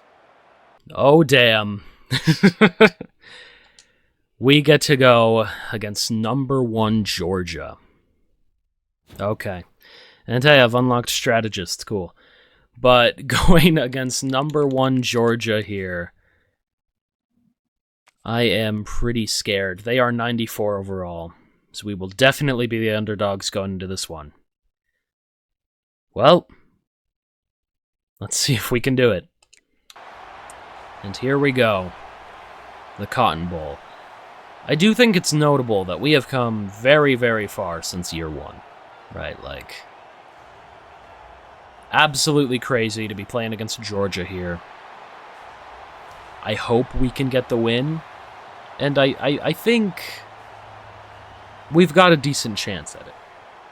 Maybe. Maybe I'm delusional, but we just beat Auburn, so I hope that proves that we have what it takes to put up a good fight here and maybe even come out with the win. But we are very excited as we run out onto the field. It is a sea of red. There are some Hawaii fans in the stands, though. And we're going to need them to be loud for us, so let's see what we can do. We are down at the 9 very early on in this game here. We're going to call all curls. And I wonder what we can do here. We're going to roll out to the left. That is a very fast defender, because we just have to throw it away. I did want to point out that we're undefeated and Georgia has lost the game. So arguably, we are the favorites here. We're going to watch the mic and see what he does. We're just going to throw it to Humber. Humber's going to get the catch, fall down at the 4. We're going to go ahead and call X under here. We're going to put Minter on a drag, and we're going to hope that he can get open on it. If he cannot, that'll be really bad. He is not open. We're going to fit it into him anyway. Oh, no, it's an interception. I was hoping I should have just thrown it away and taken the 3. That might be what ends up losing us this game. Unfortunate there, as an interception for Georgia spells disaster for us. They are able to drive very far down the field here. It is 3rd and 4. We are predicting a pass, and that is what happens. Blacknall breaks it up. There we go, as they have to kick a field goal unless they go for it, but there's no way. No, they're not going for it. It was just saying that. I think we have to watch him make the kick, though, just to be sure. So Georgia's kick is going to be up, and it's good. Georgia takes a 3-0 lead. We are in the red zone once again. We're going to watch 22 to see if Minter's going to be open. 22 feels a little bit dangerous there. We're just going to fire it. Okay. Hit as we threw. I tried to playmaker the running back, but it didn't end up working. We're going to go ahead and call curls here. Maybe not. I'm not sure I love that. Maybe tight end cross. I don't love that either. Maybe just inside zone split. We're going to run with Crumpler, see what happens. Going to hand it off with Crumpler. Crumpler has a lane. Gets all the way to the 13. We're going to call all curl here, but actually we're going to audible it to an inside zone because I think Crumpler might have a lane here. Crumpler going to run to the left, and he does, powering forward into the end zone. Touchdown, Hawaii! And we take a lead over Georgia. You'll love to see that. All right, so 3rd and 4 here on the 18. We're going to try to stop them once again. And he will drop it. Okay. As they might have to kick another field goal.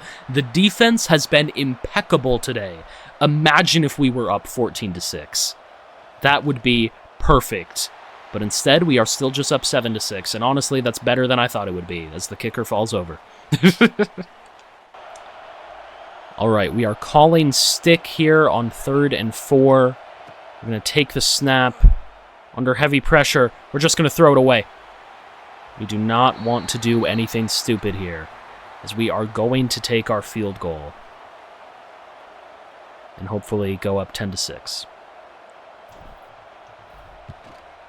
We did get it in the red there, so I was a little bit worried. But we end up taking the lead 10-6 here, or continuing to have our lead. And hopefully defense can keep playing good. Okay, they do not have much time left. Clock is ticking. As they go ahead and throw it to 83. They have to call their last timeout. I mean, you would think here that if we can stop them, we will be in pretty good shape, as 82 is going to be brought down at the 5. All right, we're going to go ahead and call cover 3 Sky. We're going to expect a pass. It's either this or they don't get anything. And we bring them down for a sack. That is going to be nothing for Georgia at the end of the half. We maintain the lead 10-6. That is absolutely insane. All right, so the defense needs help here on 3rd down and 3. We are blitzing. We haven't done a blitz thus far. And it might have been a mistake to do that one.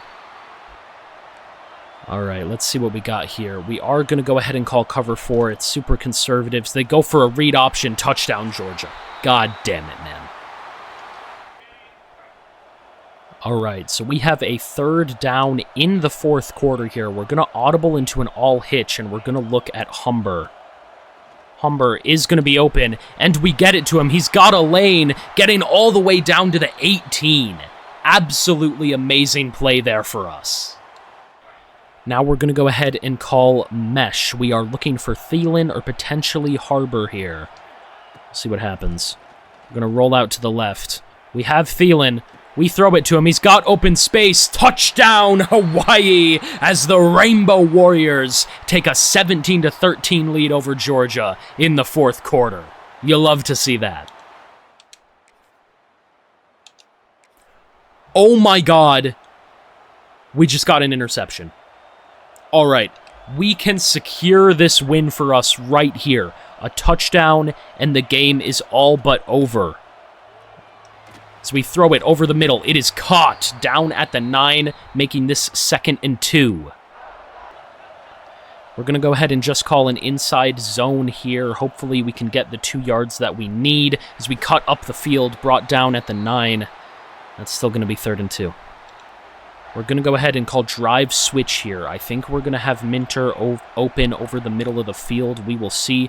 We're going to roll out to the right. We do have Minter. We fire. Touchdown, Rainbow Warriors, as we go up 24-13 with only 4 minutes and 36 seconds left in this game.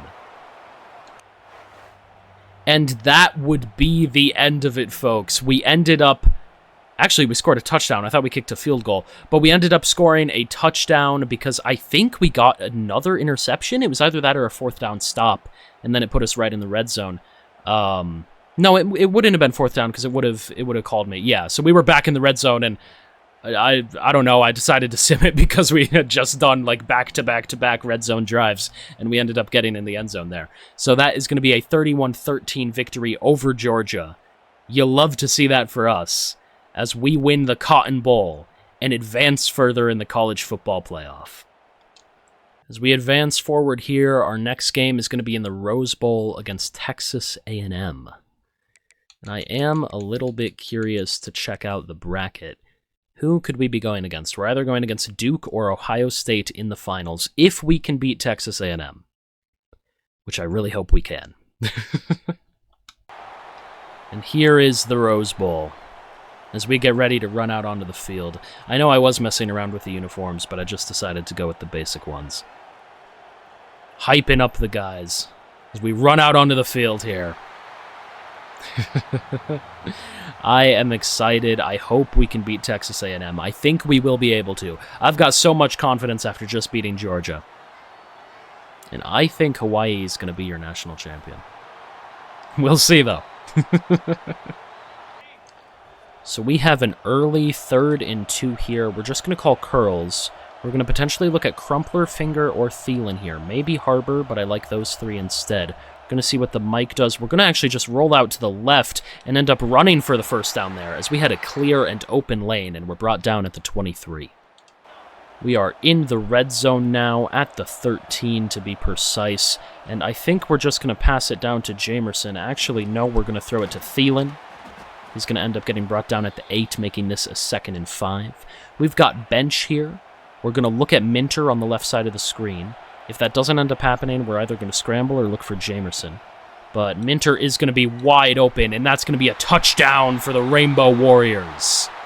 That is absolutely amazing. You'll love to see it as we take an early 7-0 lead. All right, so we are brought into a 3rd and 5 to stop them. It is an RPO.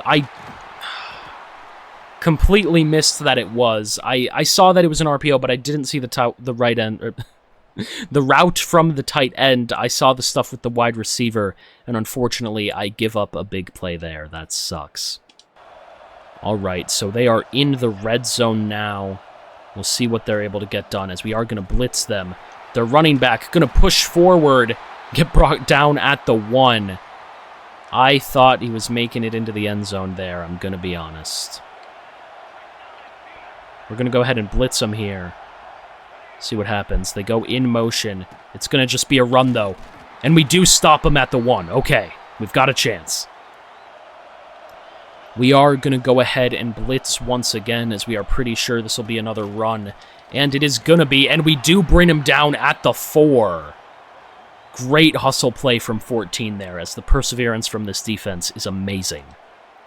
We're going to go ahead and call cover 4 and predict a pass here. I don't think they're running again. And they are going to pass. And they find an open man. 43 gets into the end zone. Unfortunate, but a touchdown for Texas A&M nonetheless. As we throw an immediate interception, bringing them right back into the red zone. That is absolutely brutal. They go with an RPO, and 6 is going to be brought down at the 10, forcing a 2nd and 8 here. We're going to go ahead and call cover 4. I do imagine they're passing here, but it might be a run. We'll see. It is going to be a pass. Okay. And he's going to run. He's brought down at the 6. Actually gives himself up on a slide there. And it is going to be 3rd and 3. I almost want to blitz here, but instead we're going to go with a cover 1. Just going to put our guys against theirs. And it is an RPO. And we can't stop him, and that is a touchdown. Texas A&M takes a 14-7 lead. That's unfortunate, man. And they scored again, so we are down 21-7. We gotta not give up, though. We have to know that we have a chance. I believe in us. We're gonna go ahead and audible into a deep choice here. Maybe just send Finger on a straight deep shot. Let's see what ends up happening. Finger's not gonna get open. We throw it to the check down. He does have it. Gonna get deep down the field, make a miss. Jameson with the stiff arm steps out at the 46. We are now calling bench swap here. We're gonna look for Harbor on the left side of the field, and he is gonna be open. I called for a possession there because I didn't want him to get hit too hard. And we're gonna see what we can do here, as we are gonna hurry up. Alright, so we're gonna see what we can do here, as we are going to roll out to the right. We have a bunch of open space there, running deep down the field. We're going to slide at the 26. We're going to call a timeout. All right, so we're going to audible this into an inside zone, because I think we have a lane for Crumpler. We're going to take the snap. Crumpler is able to find it, power forward, get down at the 23. All right, we're going to go ahead and call all curl here. We might have Minter on the left side of the screen. We also might have Harbor just on a slant, though. We're going to audible him to a slant to see what the mic does. We do have Minter over there. He's going to catch it. We're going to call a timeout. We're going to go ahead and call a stick here. We're going to look maybe at Minter over the middle of the field. We're going to roll out to the left. Just have to throw it away, but we can't. All right, we're going to go Turbo. Turbo. Man, I don't like those. We're going to call stick out of Turbo. Okay, we're going to look potentially for Jameson, maybe for Minter. Ooh, throw it to Jameson. Jameson's got it. Can't break a tackle, though. I'm going to call a timeout. We are going to go with motion slot cross here. We are looking deep or nothing here. We have a lot of pressure. We're going to scramble. Can't get anything done, though. We just throw it away. The kick is going to be up and good, as we make it 21-10 going into halftime. Oh my god, man. Unfortunately here, it is looking like today was finally not our day. As it is... everything is looking bad for us. We just throw it to the check down and we get it, but... it is 31-10. They scored a touchdown off a big play and then kicked a field goal. We weren't able to jump in for either of them. We're going to roll to the left here. We're just going to fire, see what happens. It's dropped. We're going to go ahead and call verticals here. I don't really know why. It's not a great play. We're going to roll out to the right. Yeah, that would have been an interception. I'm going to go ahead and call slants here. I mean, we're looking for something. We're looking for anything. We're rolling out to the right. We have to throw it away. We had him open, but I just did bad there. I shouldn't have been positioned there. We're going to call motion tight end angle. We're going to hope that Thielen gets open, and if he doesn't, then this is going to be a bad play. But Thielen is kind of open. We just have to throw it. No pass interference called.